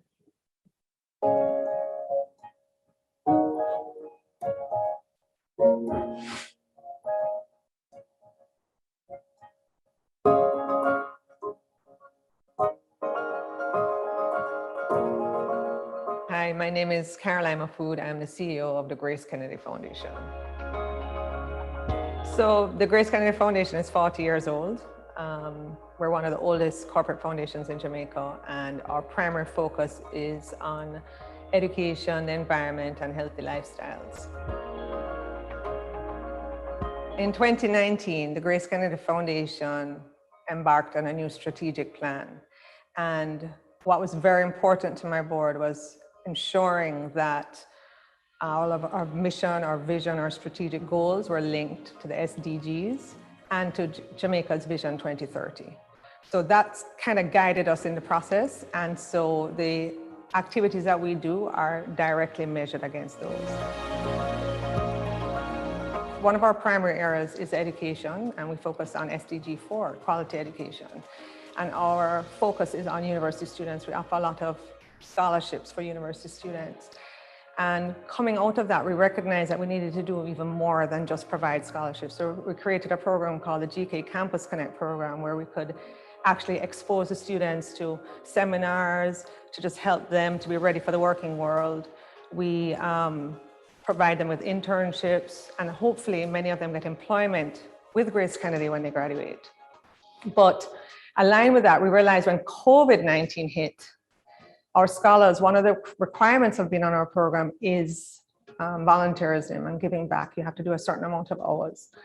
And one of our students actually came up with a program called ACE with Grace, where our scholars provide tutoring services for students on our Grace and Staff homework program, as well as our employees' children. And that has been fantastic. It has been wonderful for the students who are tutoring and also for the beneficiaries. So our main beneficiaries for the scholarship program are obviously our university students. And our scholarships are actually merit-based. So academically, you have to be strong to qualify. But what's been interesting is to see how, I would say 99% of our students on our program would not be able to go to university if they did not get our scholarship. They're coming from all walks of life, very challenging circumstances that it's hard to describe. And so that's who we focus on. And we know when we affect the life of that student, we know that when one student gets a university degree, their earning power increases dramatically. And also it has a great impact on their family as well. So indirectly, we are also making changes for their families when they receive the scholarship. So our annual lecture in 2020, we decided that we wanted to focus on the SDGs. And this person that we selected has to be Jamaican. So we asked Dr. Margaret Jones-Williams, who's based in Suriname and is the Deputy Resident Representative for UNDP, to present on the Decade of Action, Sustainable Development Goals, No One Left Behind, because we really felt it was important, not just for the business community, but everybody in Jamaica to have a good understanding of what the SDGs are all about and why we all need to be committed to it. So coming out of that, what was very encouraging is to see Grace Foods, which is part of my parent company and a very large part of the company. And they're in Canada, in the United States, in the UK, and of course here in Jamaica. They actually came up with goals linked to the SDGs as well. And we worked with them to create those measurements. So we're very excited about the fact that we're seeing it roll down into the company itself, and it's not just a foundation that's focused on it. So another area of focus for the foundation is healthy lifestyles, and that really focuses on SDG 1 and 2, no poverty, zero hunger. And even though we had this great scholarship program, we realized that our scholars actually were facing a lot of hunger, and a lot of university students were facing hunger. And we set up a food bank to help meet those needs. You know, when you hear about a student relying on cough syrup to hold them for the whole day, just to get that sugar in their system, things are really bad. One of our students shared, one of our beneficiaries shared that they're so happy that they have more food now because they no longer have to stretch a tin of mackerel for days with their family. So it's really bad. And so we wanted to address that need, and we set up the food bank, and that's been going well. And once COVID hit, there were a bunch of university students, international students that were stuck on hall. We were able to provide food for them. When we had an outbreak of COVID on one of their halls, we were again able to mobilize food for them immediately, because that was a really big issue. They weren't getting meals consistently.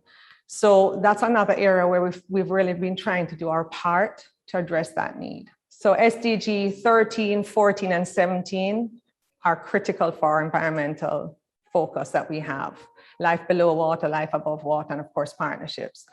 The foundation has invested in environmental issues for over 29 years. We've been funding a chair at the University of the West Indies.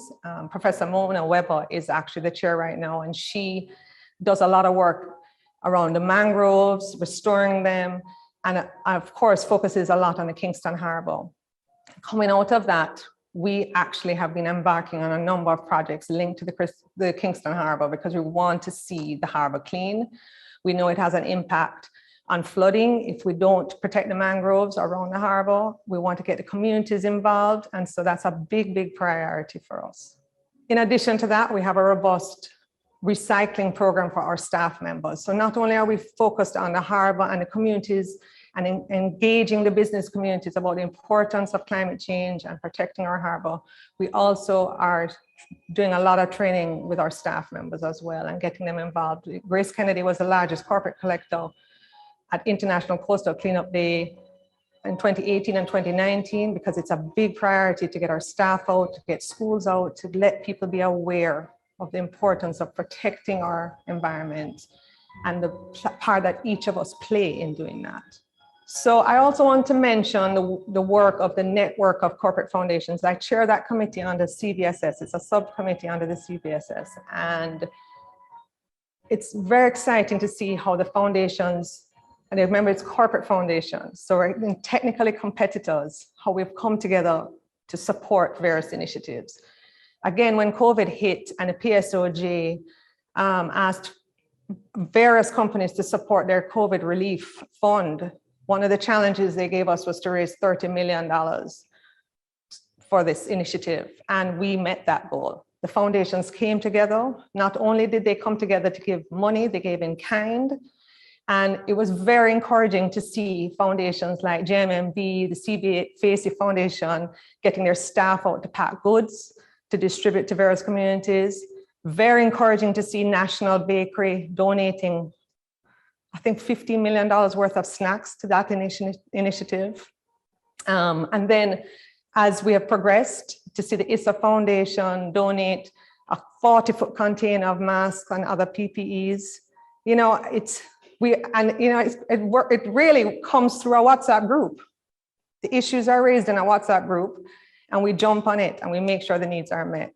So I really want to big up the network. And again, that focuses on SDG 17, the issue of partnerships and the importance of partnerships to ensure that SDGs are achieved. Other foundations like the Spanish Jamaica Foundation did, I think, a $2 million donation towards PPEs for the country. The Sandals Foundation recognized that there was a big need for the SAV Hospital and for the Black River Hospital. And just the other day, they donated $2 million worth of items for those hospitals.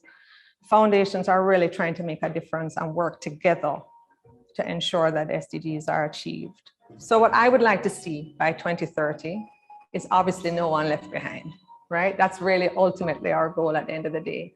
For me personally, my passion is environmental issues, and I would love to see the Kingston Harbor clean. I would love us to figure out how to stop dumping our garbage into the gullies and polluting the harbor. I'd love to see people swimming there, fishing, you know, and it's just healthy to be there as a people. So that's a big thing for me personally. Another area that I think would be important is to see business communities really get focused on the SDGs. I think we are critical, just as I mentioned about the role of foundations, corporate foundations. I think we play a critical role in educating the population about the SDGs and also setting the pace in going after those goals.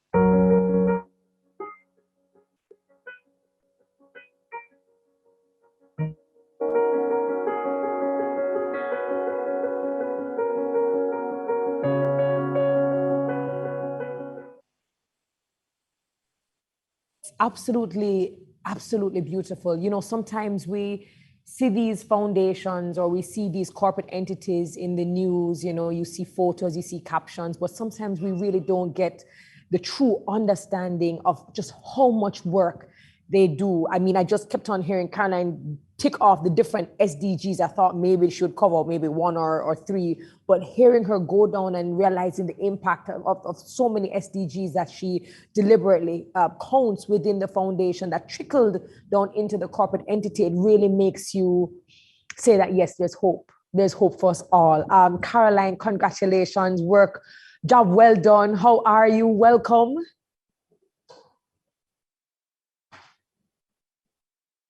Is Caroline with us? I hope she is. Fingers crossed.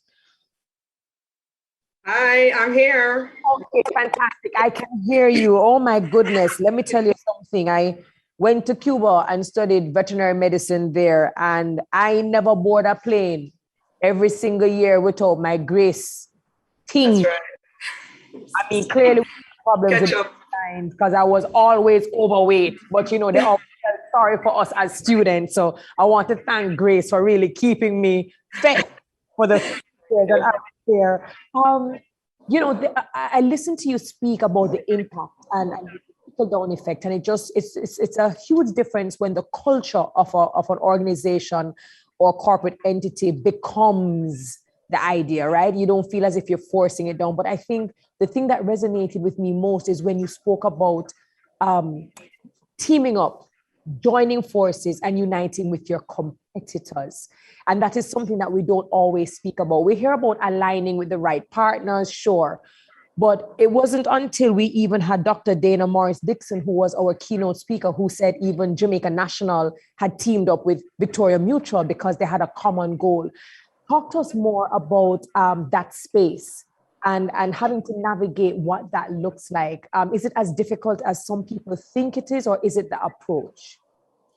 I think it's the approach. I think, first of all, when we head foundations, our thinking is very different. We're really focused on meeting needs. And so we kind of are not in that competitive mode. But at the same time, it's it's been great to see us all work together. And I mean, I remember close to meeting that $30 million goal. I think we were short by like 300,000, and Muslims came on board and said, we will donate rice. Don't worry, we'll get enough donated to get to the point. You know, it was great to see our competitors working together. And I think because we meet together quarterly, we're sharing, we're trying to help each other to be their best. So it's not about my foundation shining and being the only one that's successful. It's about how can we strengthen the sector to have the greatest impact.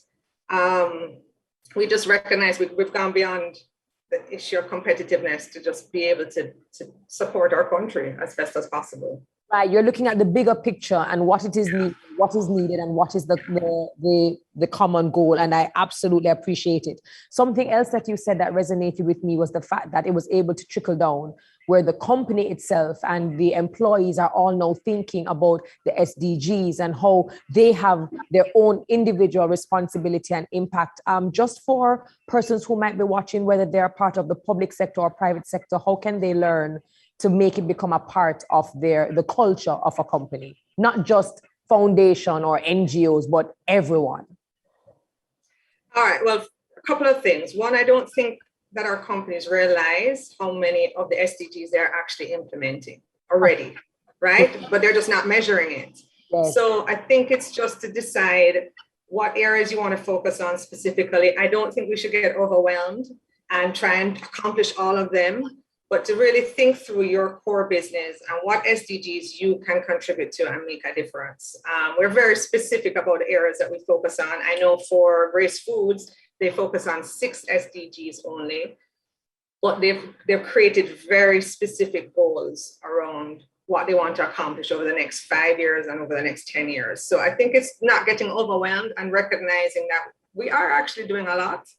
And now we just need to try and get this measured and highlight the importance of focusing on the SDGs. Right, and being absolutely deliberate. Listen, Caroline Mahfood, CEO, GK Foundation, thank you so very much for being a UN partner. We truly appreciate the work that you do. And as a citizen, I mean, Grace has been a part of our DNA, a lot of us, in terms of the DNA, and it's always good to see a company always thinking about the persons and the citizens and the communities and helping to make positive impact. So love from all of us here. Thank you so very much. Thank you.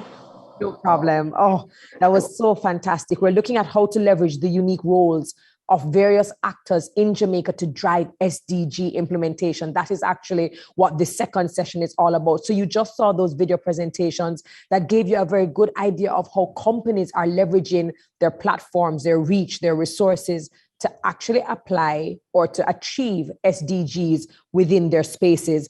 And so now we're going to go into our very first panel discussion for this afternoon, and it's entitled, Let's Talk Business, Why Human Rights and Gender Equality is Good for Business. A lot of us may not necessarily think so. So we thought that this would be a fantastic topic. The facilitator is Mrs. Tony Ann Broadber, Representative, UN Women Multi-Country Office, Caribbean. She will take it from here. Welcome. Thank you so much. And a very warm welcome and thank you to the panelists who are still with us this afternoon. It's been an incredible journey thus far. Given that we're running a little bit late, I'm just going to jump in. As many people are aware, we've been discussing the Sustainable Development Goals and the way in which the United Nations is collaborating. All of the agencies are collaborating with private sector, with civil society and governments, and of course the government of Jamaica, to make sure that we build back not just better from any kind of hazard such as COVID-19, but equal. So the panel is, let's talk business, why human rights and gender equality is good for business. We have a fantastic panel this morning. With us already online, I see that we have Ms. Melanie Subrati, the Deputy Chairman of Masan Limited, Jamaica Limited, as well as the Chairman and CEO of Stanley Motor. We also have with us online Augustina Perez, the Business and Human Rights Consultant with the Office of the UN High Commissioner for Human Rights in Geneva. We should also have with us online, hopefully they're still with us, Ms. Valerie Vieira, the Chief Executive Officer of the Jamaica Business Development Corporation, as well as Mr. Leo Williams, the Managing Director of CEEF Latin America and the Caribbean. Good afternoon, all of the esteemed and incredibly accomplished panelists. I'm here, Valerie. Fantastic, wonderful. So one of the things that we wanted to be able to discuss today is to get into the nitty-gritty of why human rights and gender equality mean good business. Now, we know the data is quite clear. There's many studies that suggest that firms with more women in top-level executive positions seem to outperform those without. We have seen that there are human rights indicators that also demonstrates that institutions that follow human rights frameworks are those in which employees prosper. But now what I'd like to find out from all of you is really what experience highlighted the importance of gender, business, and human rights in particular for you. So if we could start first with Miss Valerie Vieira, that would be wonderful. Very well. And I'm so excited about all that I heard before and talking about partnerships. And I thought that this power of partnership is such a strong theme and so relevant to this theme of human rights, gender, and prosperity, because we're talking about balance. We're talking about honesty, we're talking about respect and contributing to an objective, to a cause, to a company based on your best capability and possibilities.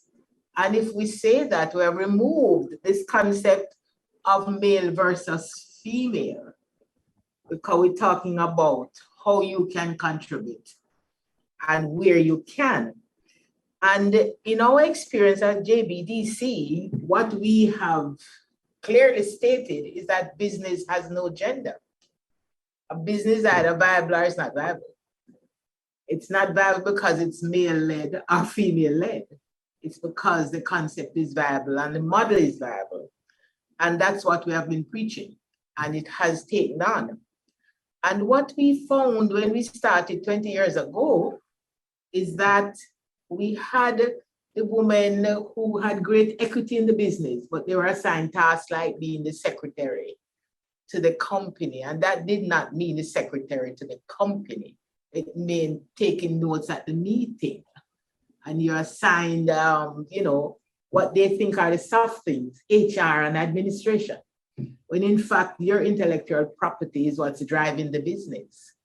And so we have over these 20 years worked to make a woman understand that they are equal partners in businesses where they have any equity as an investment, and we have seen that come forward, and our women are taking their place. Let me tell you, we are proud to say that we have 52-48 female clients. And as we go up the different tiers, starting at the lower up, we find that more and more women are taking charge and starting businesses, formalizing them, and in fact, making a lot of effort in making sure their business model is strong. So partnership means balance. Does not mean that there is one strong male and a weak woman. Certainly, as we have seen in the presentations today, some of us are strong and we can make our contribution without any apology. So it's a balance. We're not fighting. We're not trying to be the one. We're saying we are one of two.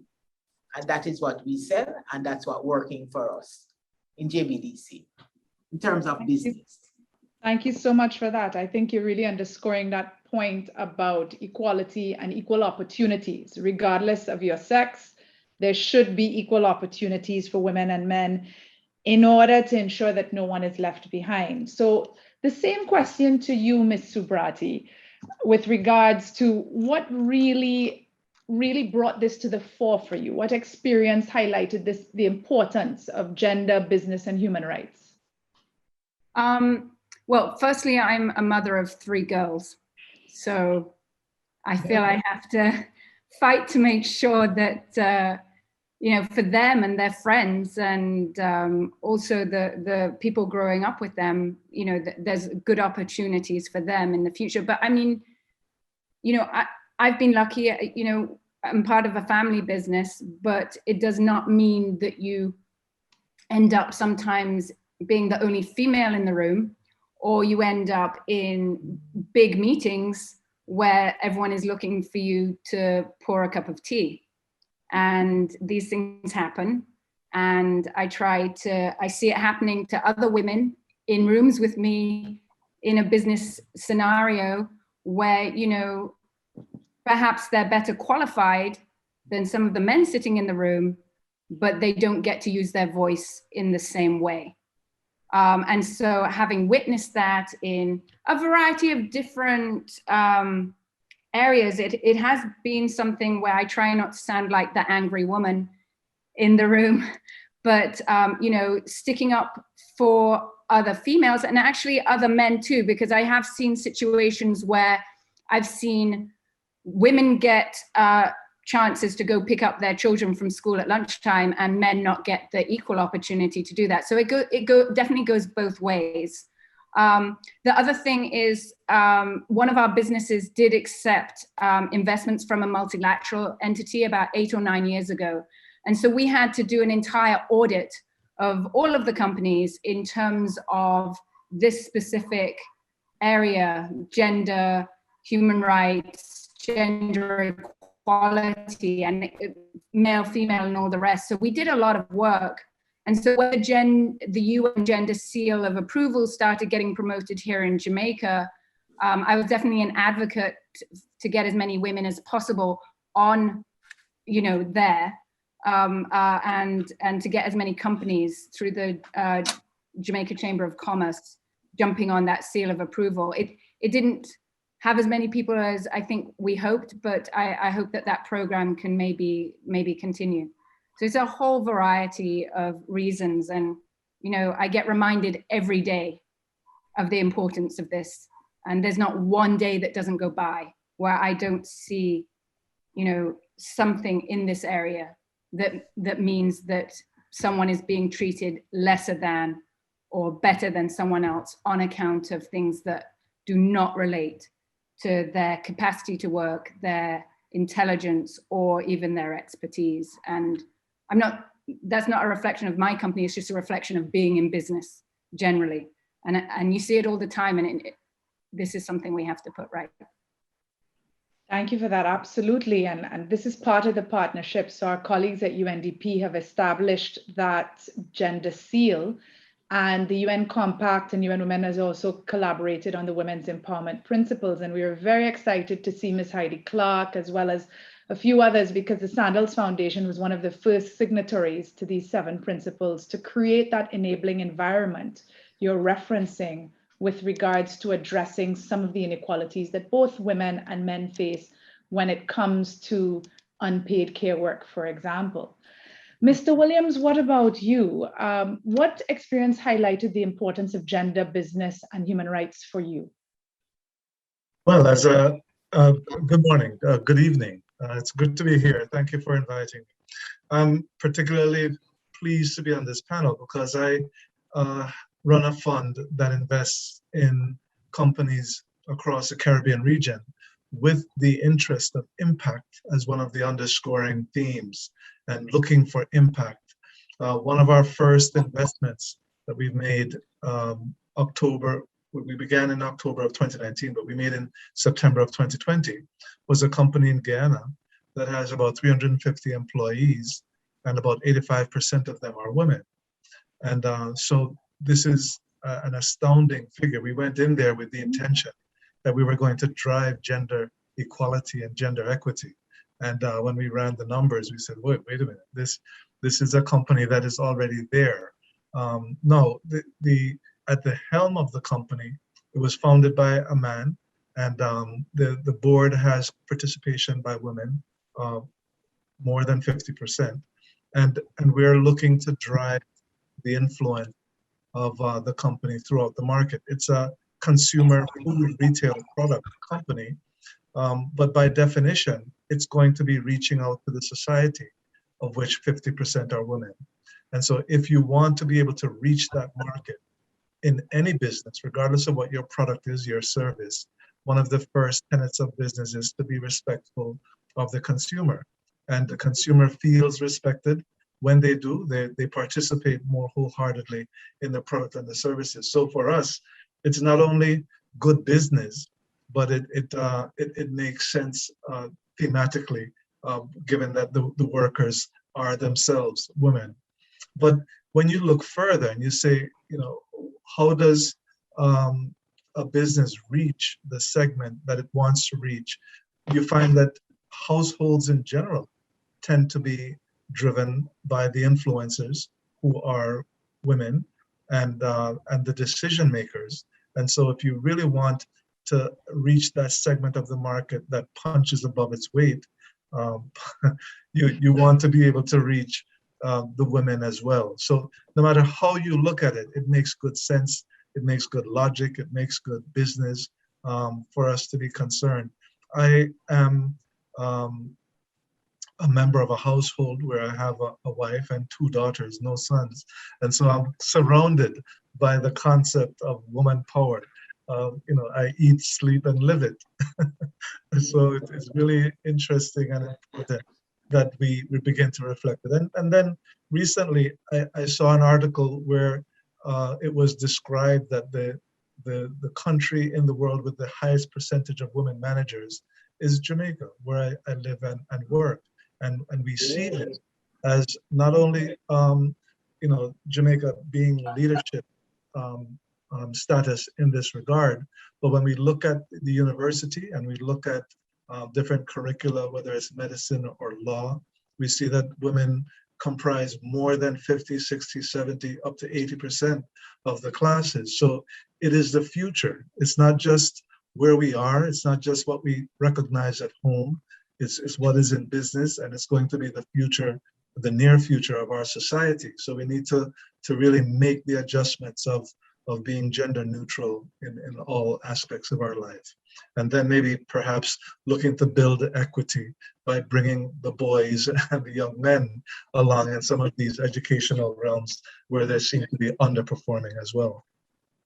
Absolutely. I think the numbers and the data is demonstrating to us the numbers matter. Having women on boards, having women in employment matters. Also, what the data is telling us is that this is not necessarily always translating into gender responsive policies. So Jamaica is a leader in so many things, as they say, little but talawa, right? I saw yesterday, Jamaica has the 5th highest number of women, it is 5th in the world in terms of women investors. And so these are very important and important things that we need to be able to celebrate, while acknowledging that there's some gaps that still need to be addressed with regards to the fact that in spite of women really getting that certification, when we look at the employment numbers, women are not seeing that return on investment for certification in business.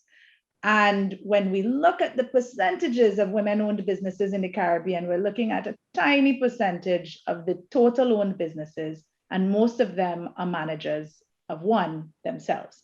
So how can we take these numbers and lead them into action, as you said as well, Mr. Williams, that leaves no one behind? Interestingly, most of the panelists have daughters. I have 2 sons. I am fingers crossed, maybe one day I will have a daughter to see if I can support in that way. But I want to ask our colleagues at UNOHCHR.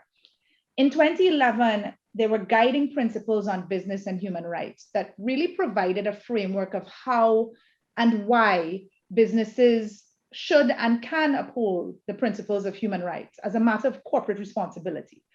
And in adherence to the domestic and international laws and commitments, can you tell us a bit about OHCHR's guiding principles on business and human rights and what the importance of these principles are today? Yes, and thank you, Tony, for introducing me, and thank you to all the organizers, to our colleagues in Jamaica for the invitation to this forum. I'm very pleased to see that gender is one of the key points that we are highlighting today. And before I go to the guidance, let me maybe said very shortly that I'm here today, and I think we are all here today speaking from our role, from our professional role, but we are also speaking from a privileged position. And a privileged position I understand as special or special advantages that we all here enjoy due to certain circumstances that are not necessarily that were just like given to us. So we do have the responsibility to do something, to act, and to do something with that privileged position that we have in society. So just and maybe that involves not being necessarily gender neutral, as we are going to see with this guiding principles, with the gender lens of guiding principles on business and human rights, but particularly gender oriented or gender sensitive, because we need concrete and special measures to make change happen in order to have more women in leadership positions, in order to have gender equality, in order to be like redistributed more equally, the taking care of children, etc., needs concrete action. So we know that women, I mean, we've just said that women experience business-related human rights abuses in a unique way, and often in a very disproportionately way as well. So we know that we face discriminations, we face additional barriers to access to justice. And that's why the UN Working Group on Business and Human Rights 2 years ago in 2019 developed or published a thematic report that unpacks the gender dimension of the UNGBs and provides practical recommendations for what it means, this protect, respect, and remedy framework of the UNGBs, what it means for the rights of women in the business context. So, of course, I can't go into much detail in 2 minutes, but a long story short, this guidance offered gender lens or a gender translation to each of the UN guiding principles, and also offers like a more broader general framework for the guiding principles made of 3 steps that are targeting both governments and businesses, or things that governments and businesses should consider. The first one is gender responsive assessment. The second one is gender transformative measures. And the third one is gender transformative remedies. But what do this mean in practice? So a gender responsive assessment means, for example, that governments should review whether the laws, the policies, the norms, the standards, the practices are directly or indirectly discriminating women. And so have to do businesses with their own policies, with their own way of working, with their own way of producing goods and services. The second thing that all of us should do is to consider gender transformative measures. And this could involve, for example, making a public commitment to achieve gender equality, but also practicing rights-based empowerment for women. And finally, gender transformative measures involve, for example, offering a range of preventive, redressive, and deterrent remedies, because all women face different and understand differently what remedy means. So they need, there is no one size fits all. This guidance is just an example. So we pretend or we expect to give you some ideas in order for businesses and for governments to provide and to change and to make this concrete, to take these special measures, to change, to act now, and to make gender equality a reality. So you can download the document online. I think there's a colleague of mine that is sharing the link in the YouTube as well. Thank you so much for that. This is really about how do we get from talk to action, and how can we make gender responsive policies a reality, such as things like parental leave. So thank you so much for sharing that.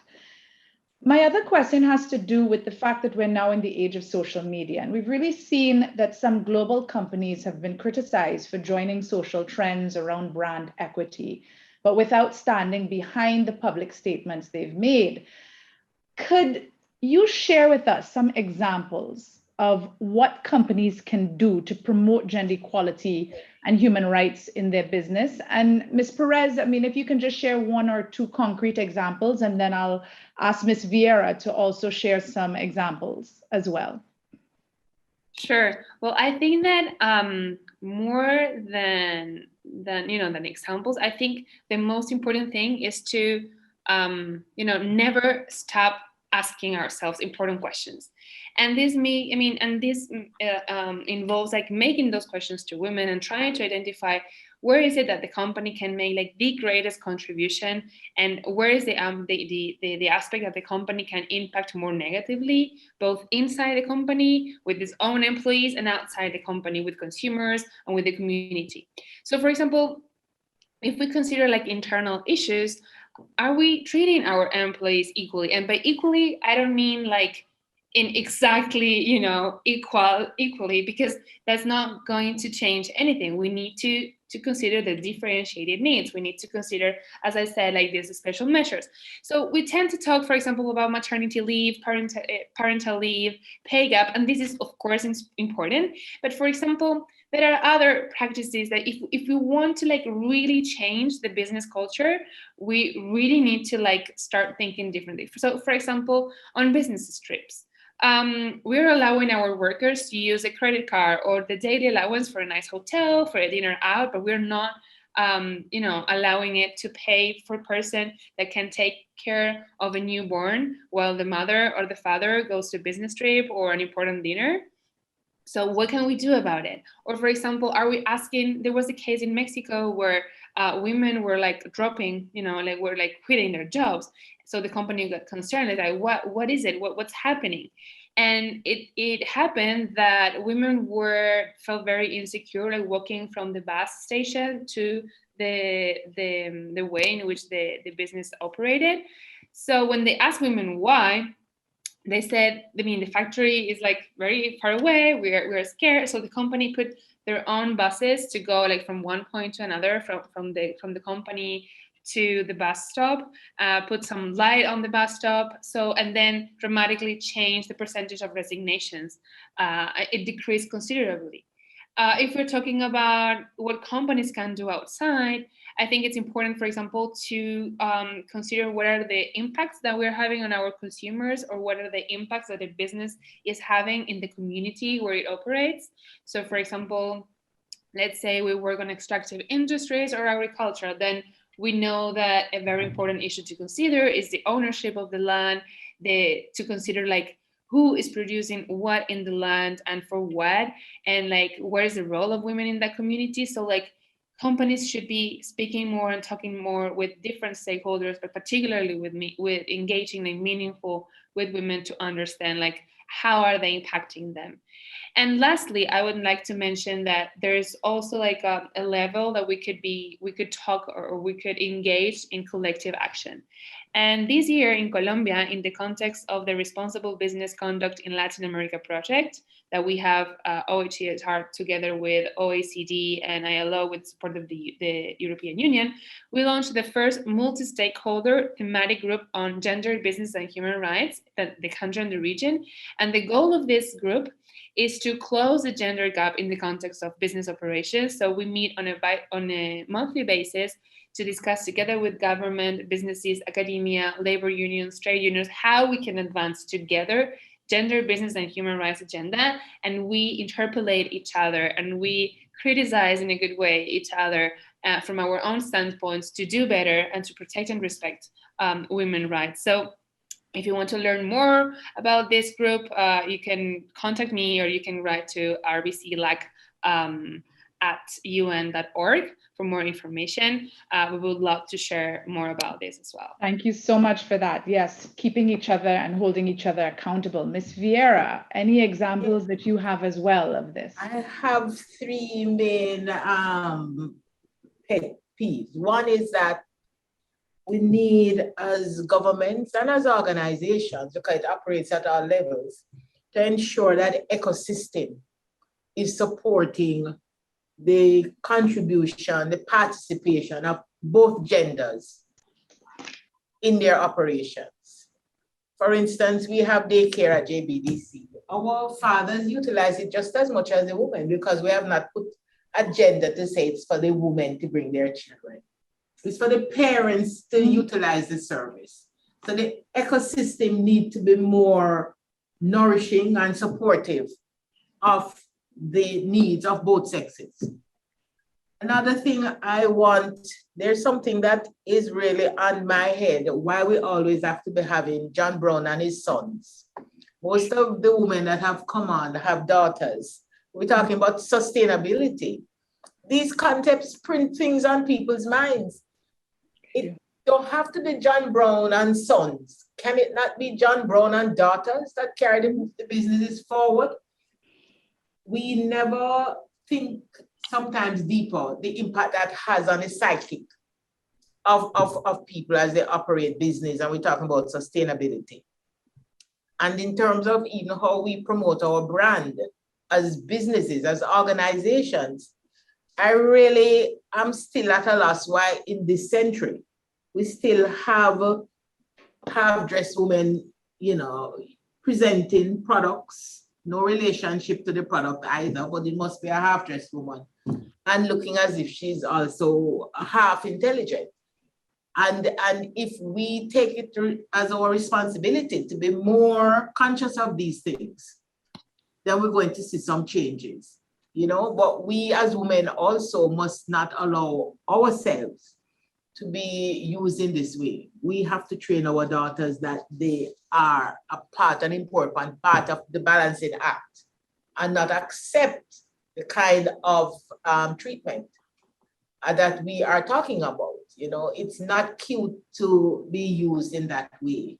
We need to put these things into practice, because while we talk about the other things that we don't see a lot, and that's important, equal pay for equal work, we need equal treatment in the public sphere as well for our women and our girls. We need to make an impact on the mind, because the mind controls everything. We need to work more on the mind, not only the pocket. That's important as well. I like my money, but I also would like us to start thinking in a different way, how we present our businesses, how we present our brand, and talking about the development of balance in our society. Absolutely. Thank you so much for that. I think looking at the issues of the sexual objectification of women and looking at the fact that, yes, women have agency, and we also need to work to create enabling environments where they can practice this agency easily. And that will assist us in becoming much more innovative and creative in the ways in which we even promote and project products and businesses. Also looking at those social norms and perceptions about really it's who should and can be a leader when you're talking about John Brown and Sons rather than and daughter. Changing those behavioral norms so that we can get there is extremely important. And the fact that you spoke to the ecosystem already really ties directly into one of what the UN as a system is working with governments and all partners across private sectors on in terms of one of our key outcomes, which is looking at a more productive and competitive business ecosystem designed to improve people's standards of living. And if there's one thing I think the COVID-19 pandemic has taught us, is that the unpaid care work sector, the work that parents are doing, and often, unfortunately, the data that exists globally, we don't have enough time use surveys in the Caribbean to see exactly how much time women and men are spending on caring for children, caring for the elderly. When we have that data, we'll be able to see really how much unpaid work goes into our GDP. And we know that, unfortunately, a lot of these behaviors and perceptions you're speaking about, Ms. Vieira, mean that a lot of times women end up carrying the bulk of the labor when it comes to unpaid care work. This makes progressing gender equality a difficult task, because if you're thinking of, I need to make a choice between caring for my family and going to work, for many people, it is a difficult choice because they may love their work, but it is also not a difficult choice for them. It is clear because they feel their responsibilities with their families are ones that they have to prioritize. At Stanley Moto, I want to find out if what is really happening in terms of some of the experiences that have happened around promoting gender equality within the organization. It's clear that there has been an understanding, given the multilateral partnerships in the past, Ms. Subrati, of the importance of gender responsiveness. Can you share some of the examples that demonstrated barriers that you've seen women facing and that you yourself may have faced, and men facing as well, and how you've been able to overcome them? And Ms. Vieira, I would also be interested in hearing your thoughts on this as well, given your multiple years of experience in the business world. Yes, sorry. Thank you for that question. I mean, at Stanley Motor, it is a property company that had an IPO 5 years ago. Well, while more women have been assuming CEO roles, male domination at the board level is still fully entrenched. And I think that confirms that the glass ceiling really hasn't been shattered. And amidst those same challenges that you're talking about, and oftentimes failure of a work-life balance, most of the women leaders are actually sponsored by men who see beyond gender and then select the right person for the job. One of the things that we did at Stanley Motor, and I think it goes to what Valerie was saying about, you know, showing something in the public domain, is that we selected an 100% female board. And I don't know if there is a board in North America, a publicly listed one, or in Europe.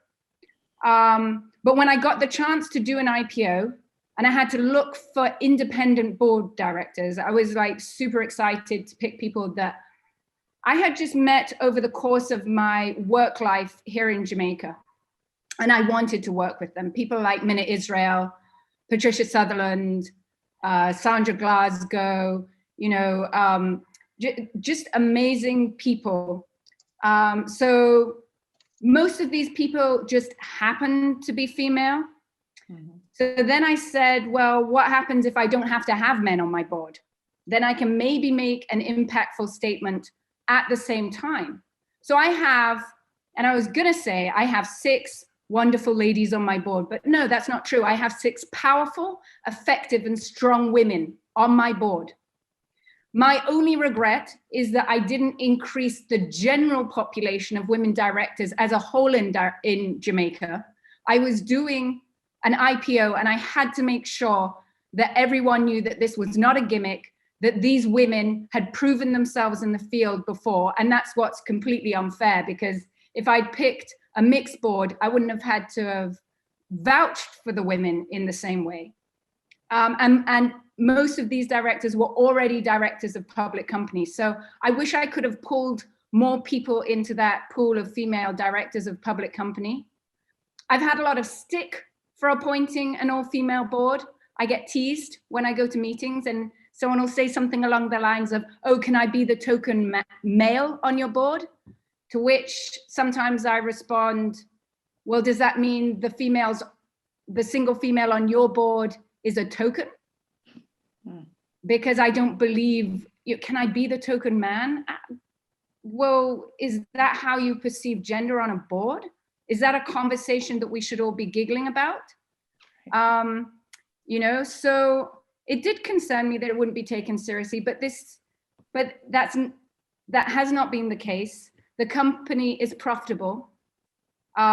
Every woman on that board is a success in their own right, and they bring knowledge in banking, finance, operations, IT, law, entrepreneurship, and corporate governance.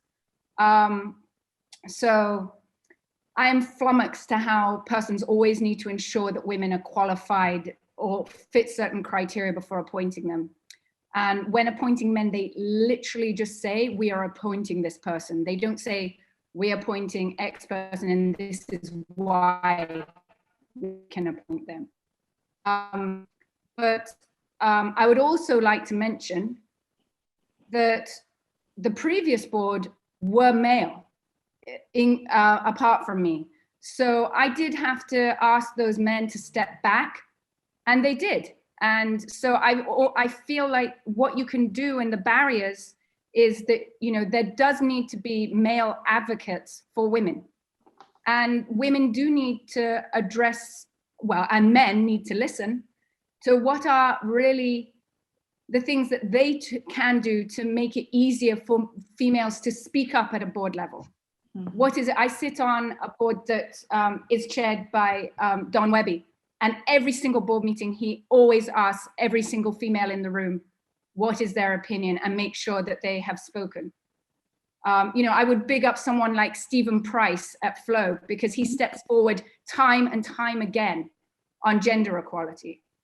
I'm first vice president of the Jamaica Chamber of Commerce. And when we went to present our comments on the sexual harassment bill at Parliament, everyone looked at me to go and make the presentation, because I had made these presentations before on other bills. And I refused. I said, I will not go unless men come and make the presentation and advocate why it is that the sexual harassment bill must become law.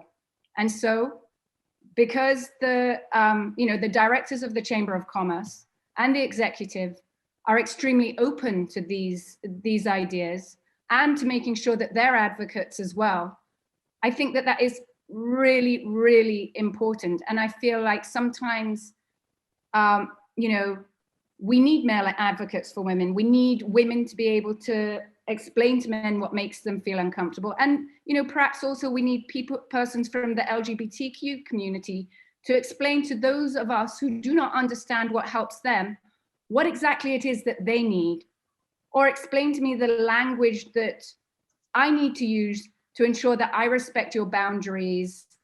But because this is really about education too. And it's just about opening yourself up to having someone say, okay, it would help me if you did this during a board meeting. It would help me if you did this when I'm trying to speak. And after that, I'm not going to say anything more because I don't want to overtake the time. No, I mean, I think everything that you've said has been so incredibly impactful. I'm happy to say that Flo is also a WEP signatory and demonstrative consistently, and Mr. Price is always demonstrative of the fact that gender equality is critical for business, good business. Taking all of your points as well, and I think this is close to what Ms. Vieira said earlier, it's not tit for tat. We need to look at where we can find allies and advocates among men, and we need to also be looking at all of the groups that are marginalized and why they've been marginalized and how we can ensure that our countries and our companies are benefiting from their engagement. This is really important because it's not about taking space, it's about making space. There's enough space for us to all really contribute. I have to move along because I'm getting some pressure from the organizers. I want to ask Mr. Williams, as an ally, as an advocate for gender equality, the last question. Although we see that women are leading in terms of graduates in tertiary institutions, as we discussed, they're not very engaged in some fields. And we know those fields. We know those fields often as the growth sectors, the ICT space, and even the finance space. So we're not seeing a lot of women as fund managers or in venture capital and private equity. So what do you think can be done? And this is not only about women, it is definitely about women. It is also about persons from lower socioeconomic classes.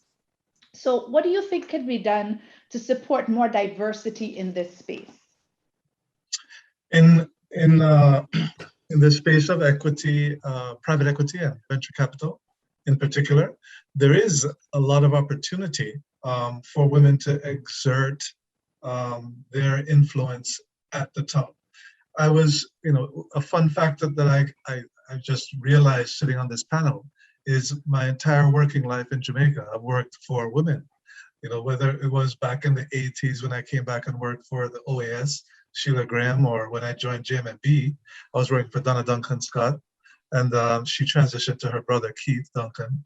When I was at the stock exchange as a director, Rita Humphreys-Lowen was a chairperson, and in finance, of course, and Marlene Street Forrest, executive director. And when I joined this company, CEIF, the founder and CEO is a man, but the last year was just spent with a co-CEO, a woman who was a board member of this very powerful group that's invested $1.4 billion over the last 30 years. And so she is bringing a lot of that sensitivity, a lot of that focus, a lot of that appreciation to a lot of our discussions as an impact private equity firm. So we bring impact to a private equity as part of our theme, our approach, our milieu. And that means gender balance, gender equity is very prominent as one of the top three themes, along with climate resiliency and resiliency in general.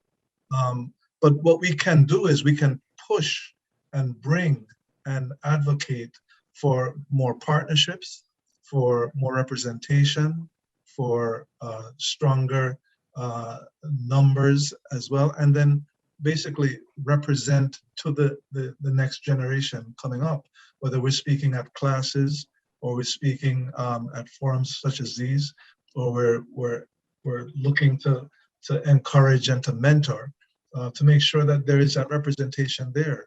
It didn't dawn on me until just now that I've been involved in organizations led by women, all along. Even some of my clients, Manpower Maintenance Services, Audrey Hinchcliffe, as one of the clients I had when I was consulting prior to joining SEEF. There are women all around, and women leaders who have pioneered and innovated and created in many of these spheres, women who have done well.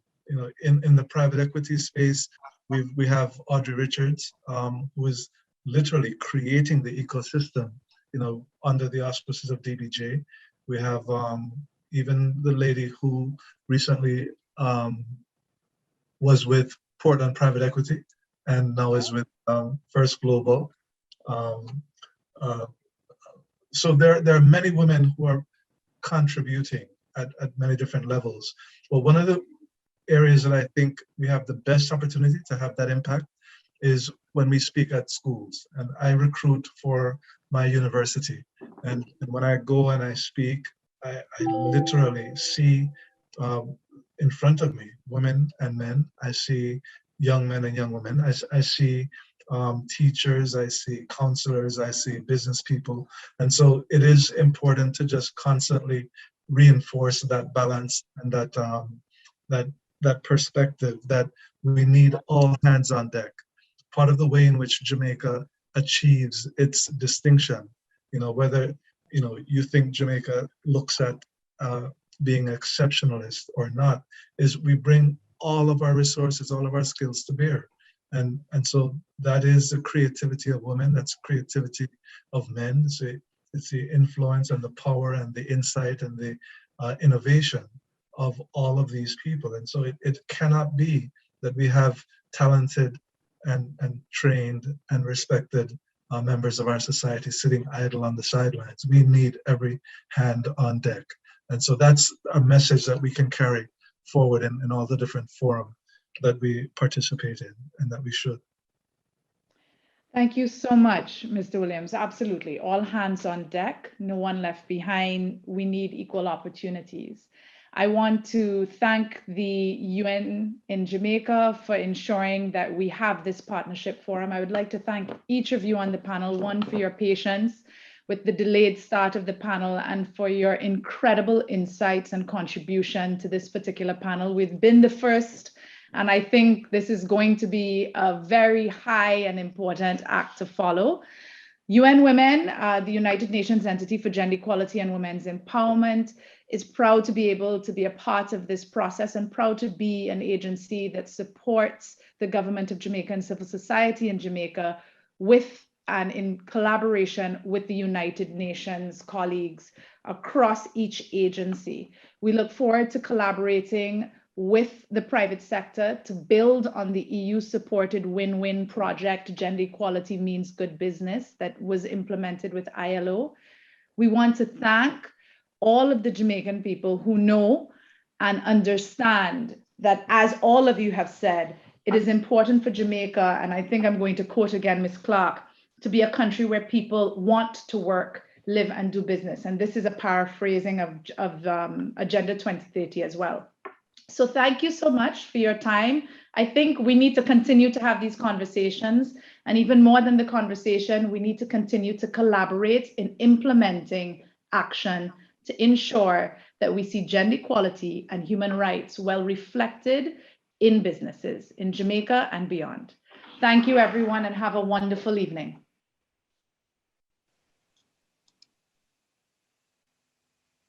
Women Multi-Country Office Caribbean. Let me tell you something, that was an absolutely powerful session. And you are right, it's going to be a very hard and tough act to follow. I really did appreciate the honesty, the transparency, the openness with which the panelists spoke, and certainly giving even examples of their own experiences helps to shine a light on other areas. And it doesn't really matter what color we are, how old we are. I think all of us can agree that we have experienced that level of discomfort, just because of our gender. And I certainly hope that these conversations will be continued in various spaces, and certainly encouraged in companies, so that we can actually see the impact. Again, on behalf of all the women out there, we don't want to be token. We don't want to be given a free pass. We actually want to be put to work, and we just want to be respected for our qualifications. It's just as simple as that. So thank you so very much, Tony-Ann, for really facilitating that fantastic session. And the session that dares to follow it is just as important. The topic is integrating the principles of environmental sustainability to support, the transition to a healthier, resource-efficient, green, and circular economy. The facilitator for this particular session is Mr. Vincent Sweeney, head of the Caribbean Sub-Regional Office, United Nations Environment Program, UNEP. Welcome, sir. Thank you very much. And indeed, it is a difficult act to follow, especially since, according to our schedule, I have 3 minutes in which to do it. But I'm going to take some liberties with my panel, and if you will allow, I'm going to try and do what I can to follow up on Tony-Ann's excellent. Thank you for being here. My pleasure. This panel, as has been mentioned, which has a very long name, is going to be trying to discuss a few issues, and we have a very interesting perspective. So I'm very pleased to moderate this panel during this partnership forum, which commemorates 76 years of the UN. The panel discussion will address the important topic of integrating principles of environmental sustainability to support the transition to a healthier, resource-efficient, green, and circular economy. And this is intricately linked to our mandate at UN Environment Program, which involves encouraging partnerships in caring for the environment by inspiring, informing, and enabling nations and peoples to improve their quality of life without compromising that of future generations. And as a resident agency, we have a number of partners in Jamaica, naturally, that assist us in working towards our mandate of a healthy and sustainable environment, without whom our work would be impossible. Particularly, we recognize the government of Jamaica, especially, and I'll mention the National Environment and Planning Agency, and of course, the University of the West Indies. Others include the Negril Environment Protection Trust and agencies represented in this partnership forum, including some of the panelists. But before we introduce some partners, I'll try and provide a short amount of context. A circular economy, for those who may not be aware, is an inclusive economic model that dissociates economic growth from environmental degradation and resource use. And during the 22nd meeting of the Forum of Ministers of the Environment for Latin America and the Caribbean in February of this year, the Regional Coalition on Circular Economy was announced. This regional coalition aims to create a common regional vision to support the transition to the circular economy with a life cycle thinking approach. At the forum, a ministerial panel on circularity, sustainable economy, and pollution prevention explained that, and I'm going to quote, the shift from an unsustainable consumption and production pattern based on a linear model of extraction, consumption, and disposal towards a circular model is pressing. Inspired by nature-based solutions, circular models keep materials at the highest possible value along the value chain. Appropriate waste management has also been a key component to UNEP's work in the Jamaica context over the years. Projects such as the Jamaica Plastic Waste Minimization Project, also with NEPA, succeeded in its initiatives from the national level to local community outreach. This project supported the ban on single-use plastic bags and disposable drinking straws. And the Raytown Plastic Recycling Project introduced Jamaica's first government-owned plastic-only recycling garbage truck. A plastic waste management virtual conference was also held for policymakers, academia, business representatives, and the general public. Building on these achievements in future projects, such as the soon-to-be-started Regional Caribbean Waste Management Project, can help ensure that this success is lasting and sustainable growth and development is achieved. An environment that prioritizes sustainability brings with it economic and social benefits that are vital for COVID-19 recovery. Partnerships made with the aim to promote and achieve a healthy, green, and circular economy will bring us further towards achieving these sustainable development goals. It's therefore my pleasure to highlight some of these partnerships today, represented by our partner members, whom I will introduce briefly before presenting our first question for discussion. And we have on our panel three esteemed women.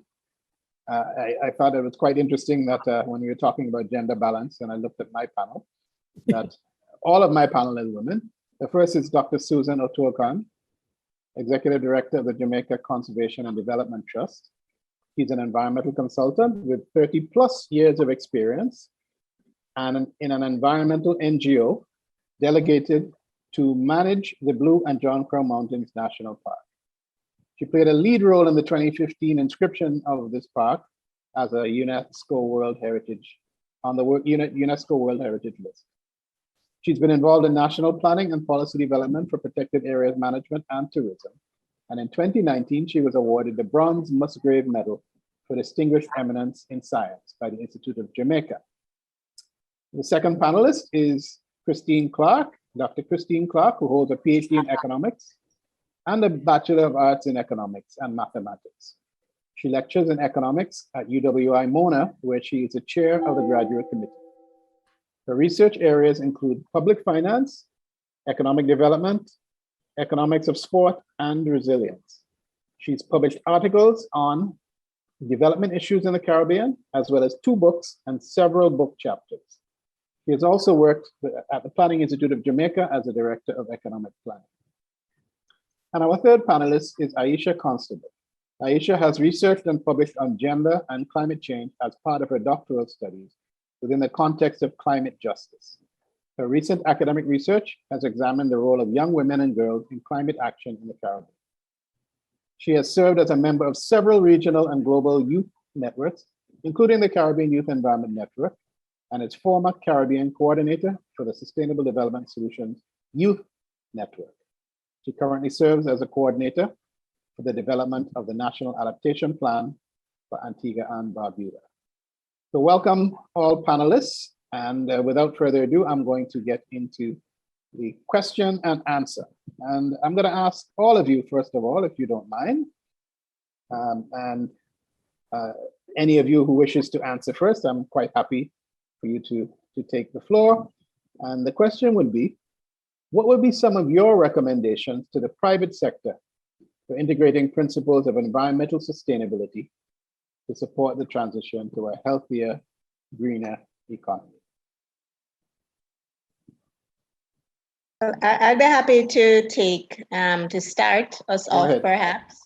And based on some of my experience working with the private sector, including as a partner, because JCDT has had several, and I noticed one of our major private sector partners in discussions earlier on with the Sandals Foundation. So I think that one of the first things that would really help is to ensure that your staff have a good understanding of what it's about, the environmental system. I've had some good experiences where private sector entities had someone from my office come and share with them before they went out in the field. I find a lot of companies now are calling us and saying, we want to plant trees, but it's not quite so simple. And there might be many other more appropriate ways that your company can be engaged in environmental sustainability. So I think they also need to look at what they can do, what others are doing. I liked hearing earlier on about working with your competitors, looking at what others in your industry are already doing, because there's no need to reinvent the wheel. Somebody else is probably already doing something that would help your company to be more environmentally sustainable. Then you just put your own twist and your branding on it. But I think also the third and final thing that I would suggest to private sector is, whilst you put your own twist and branding on your environmental sustainability activities, look at how you can contribute to something bigger nationally. Because I've noticed, for example, there are a lot of different environmental competitions for schools around, because every company wants to have its own essay for environmental this and that. And I know it's part of the branding, but at the same time, there's a challenge then in having the level of impact that we need to have. It's a little bit distracting, and I think it's a good area that people could collaborate on with a joint approach. Thanks. Thank you. Dr. Clark, Aisha, would you like to? Yes, sure. I'll probably add to that by saying that,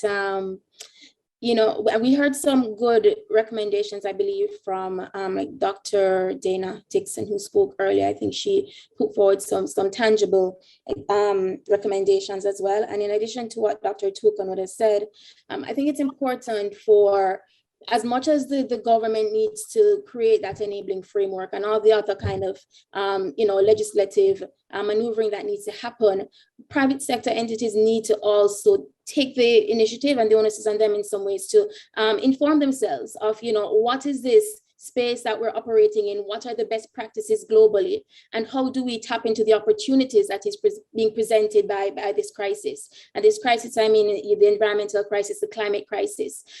There are some really good examples of companies, even within Jamaica and across the Caribbean, who have been doing just that. I've seen as well, the emergence of some really good green business ideas from young people, especially in response to the ban on single-use plastics more recently. So the idea of, supporting the cause and, planet over profits and good green business is good business, integrating all of those into all the relevant entry points in your practices, learning what is happening locally as well in the local environment, and all the work that is being done by the respective government entities to create that framework. And I again go back to climate change, because that's kind of my area. There are NAPs, National Adaptation Plans, that are being developed. There are NDCs. What are these, and how do we as entities now benefit from all of this? So I would say taking responsibility for their own learning and growing, and finding the entry points in their own entities and business operations to include those, so that they can indeed benefit from the end goal, which is this profit, we know, but also doing well by doing good.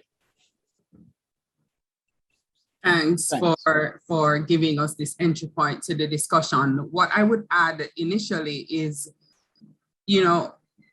companies, I think, have a lot of support for the business development issues, the business analytics, the profit-making motive, which we understand to be probably supreme in the initial discussions. But companies often run into trouble when, consumers can't find, how they add value in terms of a societal value. And so one of the dimensions I would suggest is that they think broader, they think bigger. The SDGs have everything to do with government, and in some ways nothing to do with government alone. If you follow development, this is something that has to do with everybody. If companies even think about how they package their products, Where do they, how does that packaging eventually get disposed of? How is it used? And that goes to the circular economy, you know, that canonical diagram, the repurpose, the reuse, the recycle, those dimensions of important economic activity often overlooked because for whatever reasons, and you know, the legislative and the framework issues were pointed to, and yes, we can maybe point some fingers or two, but I would say that, you know, how do businesses take responsibility even for how they package, how they leave the consumer with waste that either can't be reused or recycled and just ends up, as we know, in Jamaica and in all other cities where these items end up. I mean, from academia, I teach 2 courses that are at the master's levels research, and you'd think, oh, it's economics, so it's just theory and models. One of my colleagues always reminds us, there are probably 2 theorists in the world. Everybody else is pretty much doing applied work. And my students know, don't submit anything to me that doesn't tell me the answer to the so what question. How does this help, hinder, propel? How is this motivated by the overarching sustainable development goals that we all have to ascribe to, whether we want to sign the document or not? And so I think for businesses, for the private sector, for any entity, they also have to say, well, what are we doing? How does this contribute, or how does this deter the country from being able to achieve it? Because yes, the government can put in the framework, but that's all it will be. It will only be a framework. Everybody else has to kind of put their stitch, their mark, whatever it is that they're contributing to that development landscape, the environment. And we do a lot of work in my department in relation to resilience, sustainability. You know, it is impossible for only one entity to do anything that is sustainable. It has to be partnership based. And one of the areas I really want to zone in on, because having, you know, in the preparation for this, looking at the Sustainable Development Report for 2020 and 2021, you know, the issue of data, how it is collected, why we don't have so many variables. We don't have any trend data for seeds, Jamaica included. And I know we pride ourselves as being, you know, kind of, you know, very good producers of data and being able to report on what is happening. But on the critical elements that we need to look at, critical elements that will propel us, a lot of the gaps there are pointing to 2 critical issues. One, what we want to achieve, the Jamaica we want to see, the Caribbean, the seeds we want to see, these life improving changes that we have to do are going to be delayed because we don't really, maybe fulsomely, there might be some, you know, entities that have a good idea, but I mean, generally, it's hard for the average person who, you know, is unaware to know where are we in this whole agenda, what will it take? And so I think, you know, that is one of the areas, the communication, the data, how can we measure where we are so that these life improving changes, we know about vulnerability, we understand it very well, but what do we do and how effective is it? How efficient is it? And how sustainable is it going to be? That is the part that we're missing in terms of joining up all these dots so that we can then move to action. And then these gaps, we have to be careful that they don't, in and of themselves, generate structural impediments to develop the very development that we're seeking to achieve. So I think at the company level, at the association level, I know we have the PSOJ here, there's the JMEA, there are all these entities. How will they take this on board? Yes, they can reach out, but also looking inwards in assessing how it is the things they're doing are contributing or not. Where can they partner? Who can come and speak to them? Can they go to Dr. Otokon? Do they go to Aisha? How do they plug themselves in to the various networks that we're hearing about here? And also reimagine how they will operate going forward. We have, you know, our famous decade to 2030. What changes, what transformative changes can they make to the first step towards achieving the outcomes that we certainly need to experience over the next decade? Thank you very much, Dr. Clark. I I appreciate the efficiency because you've actually answered my second question as well. So I'm going to change the tone just a little bit. I was going to ask a bit about circular economy, but you've already touched on that. And I'm going to ask actually now Dr. Otuakan. And the question is that we've seen an increase in ecosystem-based management efforts in the Caribbean, but how important is this ecosystem-based management in our efforts to secure livelihoods and transition to this green and circular economy that we're talking about? Dr. Otuakan? Yes, I think that in the Caribbean, we've probably always had this ecosystem-based management approach. We don't tend to be species focused, partly because we just don't have the knowledge and information. We don't have enough scientists who can study every single bird and every single fish.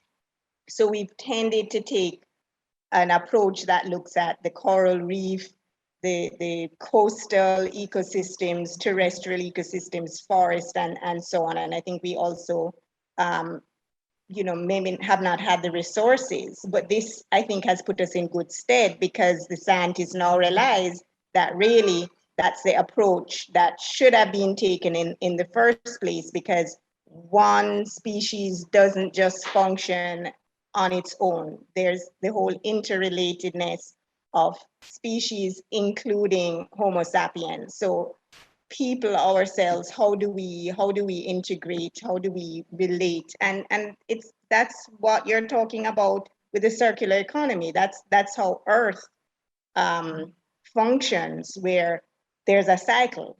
Everything in life is all about a cycle. And the economists have their cycles, the management people have their cycles, and so on. So it's critical for us to have that approach. My particular area has been in protected area management, and pretty much everyone who is working to manage and conserve these very special areas that are high in biological diversity and very significant with respect to the ecosystem services that they provide, whether water, climate change mitigation, increasing resilience to disaster, food production, etc. These special places are taken care of not just from the perspective of the plants and animals, but I think if you visit any protected area, they are involved in sustainable livelihoods. We heard earlier on from NEPT, and how they're working with farmers, because you simply have to, it was said earlier on, you have to work with people. It's one of the first lessons in the ecology courses that I did. I remember Dr. Peter Bacon, may he rest in peace. He said to us, we are learning about, mangroves conservation, but really it's about people and how people use the mangroves and how you try to get them to use the resources in a more sustainable way so that their children and their children's children will also be able to benefit from the resources. So I think that's the importance of ecosystem-based management. Is not just about the plants and animals component, but the human component and how we are using the resources within the ecosystem, how we can use them more sustainably, and how we can integrate so that JCDT, for example, does a lot of work with sustainable tourism, but that's also linked to sustainable agriculture, because you can't have recreation and tourism without people eating. They need at least some refreshment or a good meal. And one of the things that they, especially nowadays, the newer market is asking, is this organically produced fruit and vegetables and so on? They want to know, they want to visit the farm, they want to help on the farm. And so we have to work with our farmers, with our community members to identify new and innovative ways in which they can make a living. And we're also realizing that we have to do more mentoring. A lot of organizations have done a lot of training, a lot of projects. And as was said earlier on in the day, a lot of money has been spent, but how much impact? And I think that one of the things the research and the various case studies is showing is that there is a need for hand-holding and mentoring to take people from the knowledge to the practice. Because very often after the project is finished, people go back to the same practices because there's a need to institutionalize what they have learned and to help them to actually be able to implement. So I think that that's really the way that the ecosystem-based management we have seen in Jamaica is functioning to help take us to that circular economy. Thank you very much, Susan. And you've led us nicely into a discussion where, considering ecosystem issues and how they affect different sectors. But I'm wondering now if I could ask Ms. Constable her views on how does gender parity in decision-making processes for various sectors, such as, let's say, fishing and forestry, for example, enhance how we approach these environmental issues that might be affecting these sectors? Is there something that we should know? Over to you. I should probably issue a disclaimer to say that I'm completely biased on this topic. Because in my line of work and my own personal, thinking on the issues, that gender parity is center and forefront to treating with any of these issues, ensuring inclusivity, ensuring equity is the center of gleaning any success in any of the efforts that we're now embarking on, particularly in the sectors that you highlighted, fishing and farming. They're generally characterized by a proliferation of women in different roles in those sectors. However, as with farming, for example, the roles that women play are usually undocumented roles, so to speak. So in the case of Jamaica, for instance, we have a lot of women who are really the backbone of that sector. They're small farmers, but they do not necessarily, they're not necessarily considered landholders. They don't hold the titles to the land. And they support the sector primarily through buying and selling of this produce, the reaping of the crop, the sowing of the crop, the cleaning of vegetables, that kind of thing. And so in any effort to ensure that we address some of the root causes of the disparity in the sector and some of the major challenges that are excluding women's access to credit, access to opportunities as legitimate farmers in the sector, we need to address those systemic barriers that are barring women from holding land, are barring women from accessing credit. Similarly with fishing, fishing has this, similar challenges, but also challenges more related to the norms and the stereotypes of that sector. So it's largely considered the domain of men. And so, there are, again, very distinct roles and dynamics divided across genders in fishing. But my I guess end all and be all thought is that regardless of what roles men and women play in the sector, the important thing is to ensure that structurally and systematically we put in place the measures to ensure equity in access and an opportunity and benefits as well to any interventions that we stage from the level of government or international development partners or whoever it may be. And if I may go back to the question that you asked previously to highlight as well that in terms of ecosystem-based adaptation, we are seeing a greater understanding, for want of a better term, among the different stakeholders of the significance of that mode of operating. Initially, people would somewhat see it as reverting to more rudimentary ideas and backing away from the more advanced approaches to adaptation and planning in the sector. But we're realizing that a lot of the success that we would have gleaned, particularly again in sectors such as agriculture and fisheries, are based on indigenous ideas that were steeped in ecosystem-based adaptation. And so, in this year, last year, countries would have revised their nationally determined contributions for submission to the United Nations Framework Convention on Climate Change. And even in these now high-level documents, ecosystem-based adaptation is gaining center stage.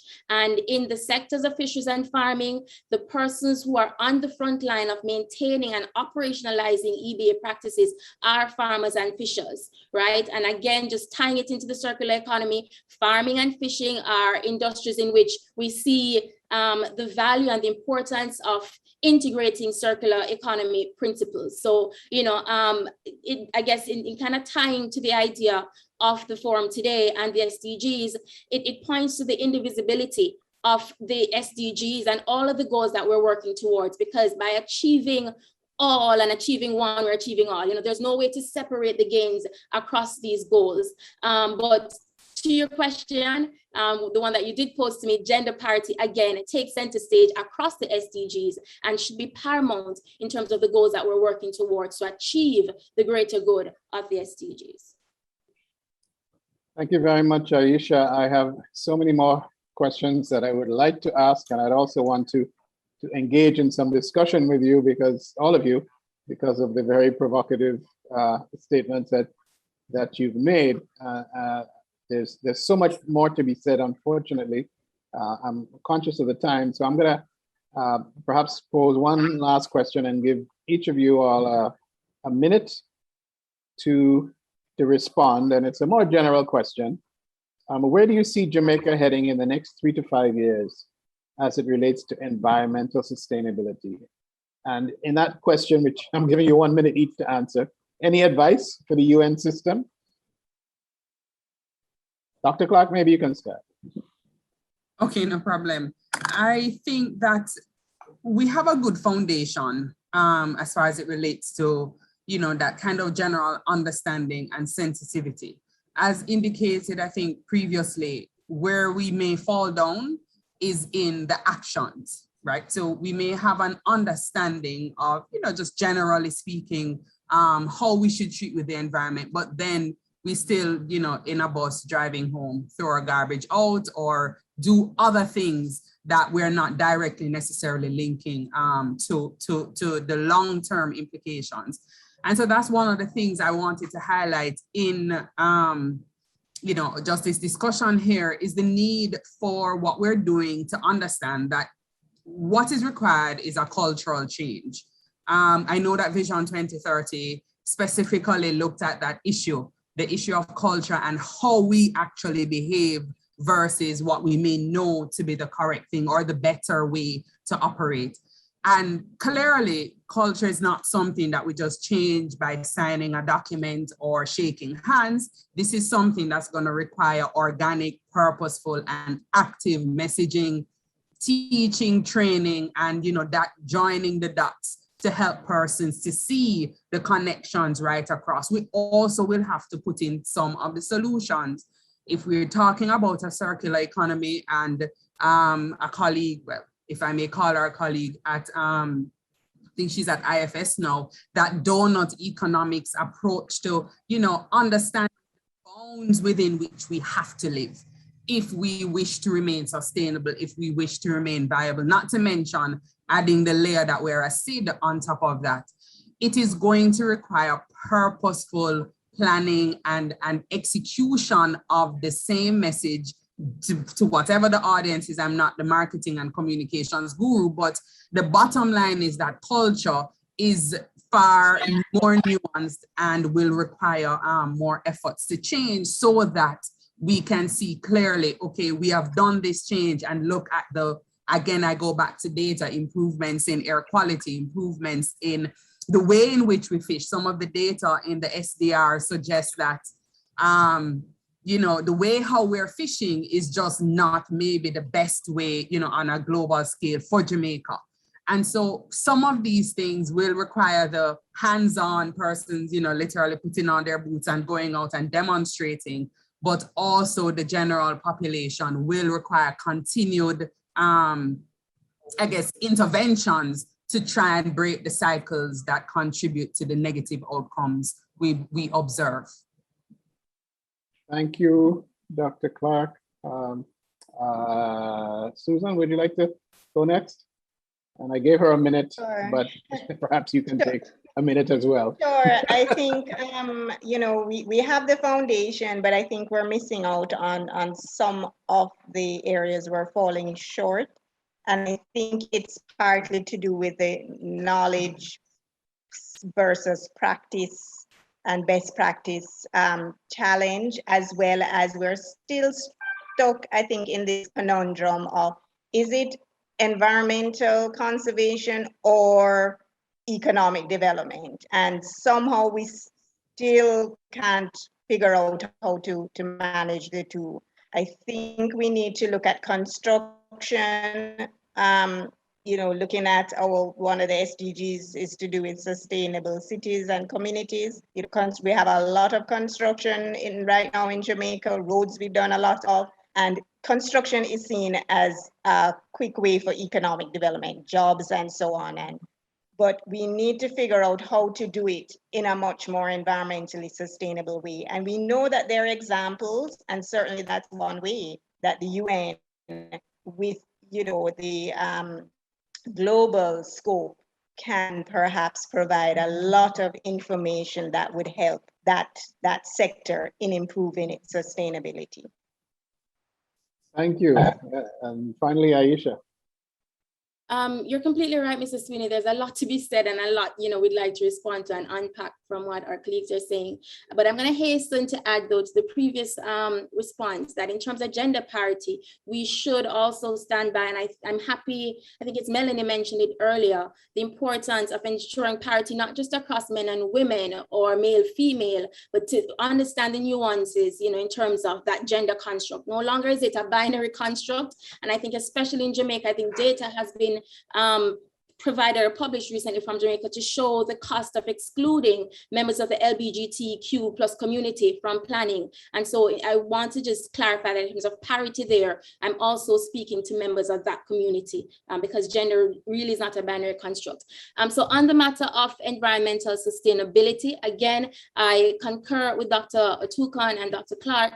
I think we have the makings of success in this regard in terms of the policy framework, institutional framework, all the, you know, relevant agreements and treaties that we would have ratified at the high, you know, governmental level, I think are indicative of the fact that we are committed as a nation to pursuing, you know, green growth, pursuing environmental sustainability and all the trappings of that. I think Christine made an excellent point in speaking to the cultural implications of the challenges that we have in that regard. And there was a question that we would have spoken if we had more time about the adoption of technologies. Jamaica recently undertook a technology needs assessment, which is to support the identification of technologies for mitigation and adaptation.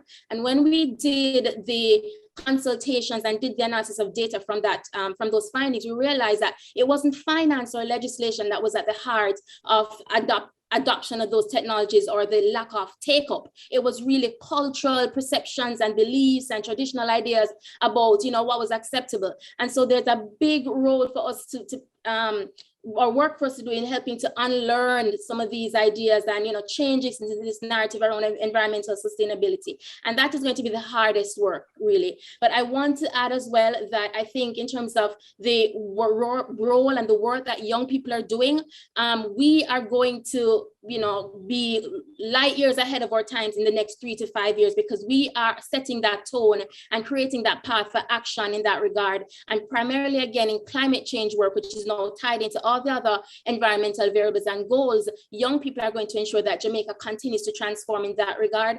The rest is really up to us as, you know, to ensure that we have that whole of society approach to meet the other targets that we have set in response to meeting the SDGs more broadly, but more so those that speak to environment and sustainability. Thank you very much, Aisha. I have to say that your enthusiasm as a panel is infectious, and I really regret, and I should apologize to you on behalf of the organizers that we didn't have more time to delve into some of these matters. They are all very much dear to my heart, and of course, I would have loved to have engaged and even have some cross-fertilization of ideas within the panel, but unfortunately, I was advised that the time would not allow that, so I had to shorten the discussion. I do hope that we have another chance to meet and discuss, even if it's not in this forum at some other time, because you all have obviously very important ideas to share, not only with myself, but with the broader community. So I'd like to thank all three of you for your patience in being here and for your very, very constructive contribution to this partnership forum. And also to thank those who stayed on even after half an hour after this event was supposed to end. It's a demonstration of your interest in the topic. So I'll hand back over to the moderator, thanking the panel and thanking all of you again. And I look forward to having a discussion with you in the future. Thank you very much. Thank you so very much, Mr. Sweeney. I truly appreciate it. You did a fantastic job facilitating, but certainly when we look at a panel discussion, the one that took place before about, gender equality, we always know that that's going to be a very saucy panel discussion, but to have a discussion afterwards that we know was after time and to hear the points that were made, the passion with which they were made. I personally think that this panel was fire, and it just simply means that you need a part two. There were so many points. I saw the comments coming up with persons saying, absolutely, they were agreeing to purposeful planning and training, understanding that there, I think it was Taj Rose who said there can hardly be a reality of economic development without sustainability. I think it was Susan who said, it's not about PR and positioning your brand, but actually doing the work and ensuring that you are trying to ensure that your SDGs are achieved. I mean, I thought there were some brilliant points, and I love the fact that they were just very candid, very open, very honest, and very frank. And so I absolutely appreciate it. And UN Jamaica, just letting you know that we have to re-invite that panel, because I think a lot more of us need to hear that kind of discussion, and certainly the point of culture, having to unlearn some of the things that we believe is just normal. It's social, it's cultural, it's a part of us, it's not going anywhere.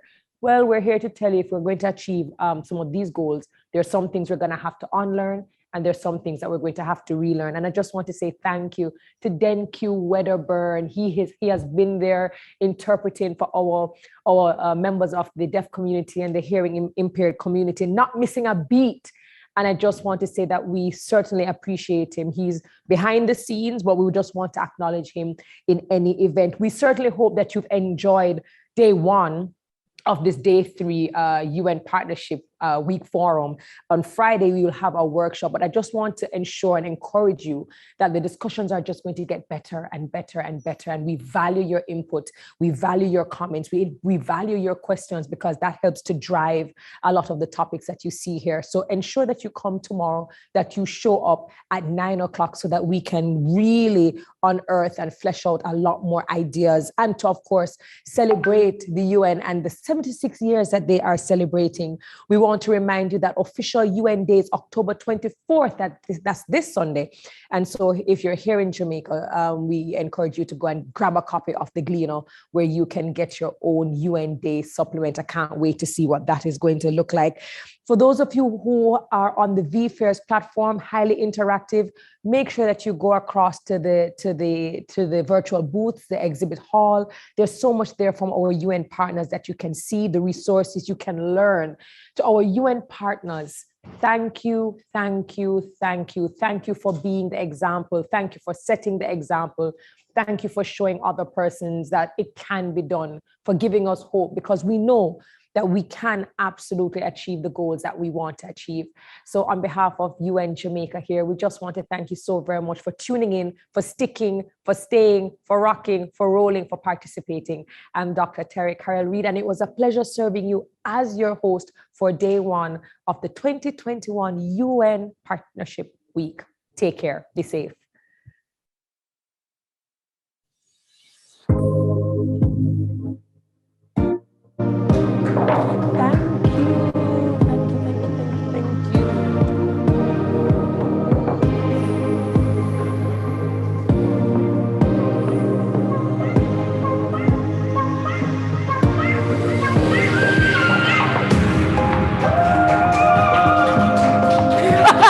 You mean we did it? We did it, guys. We did it.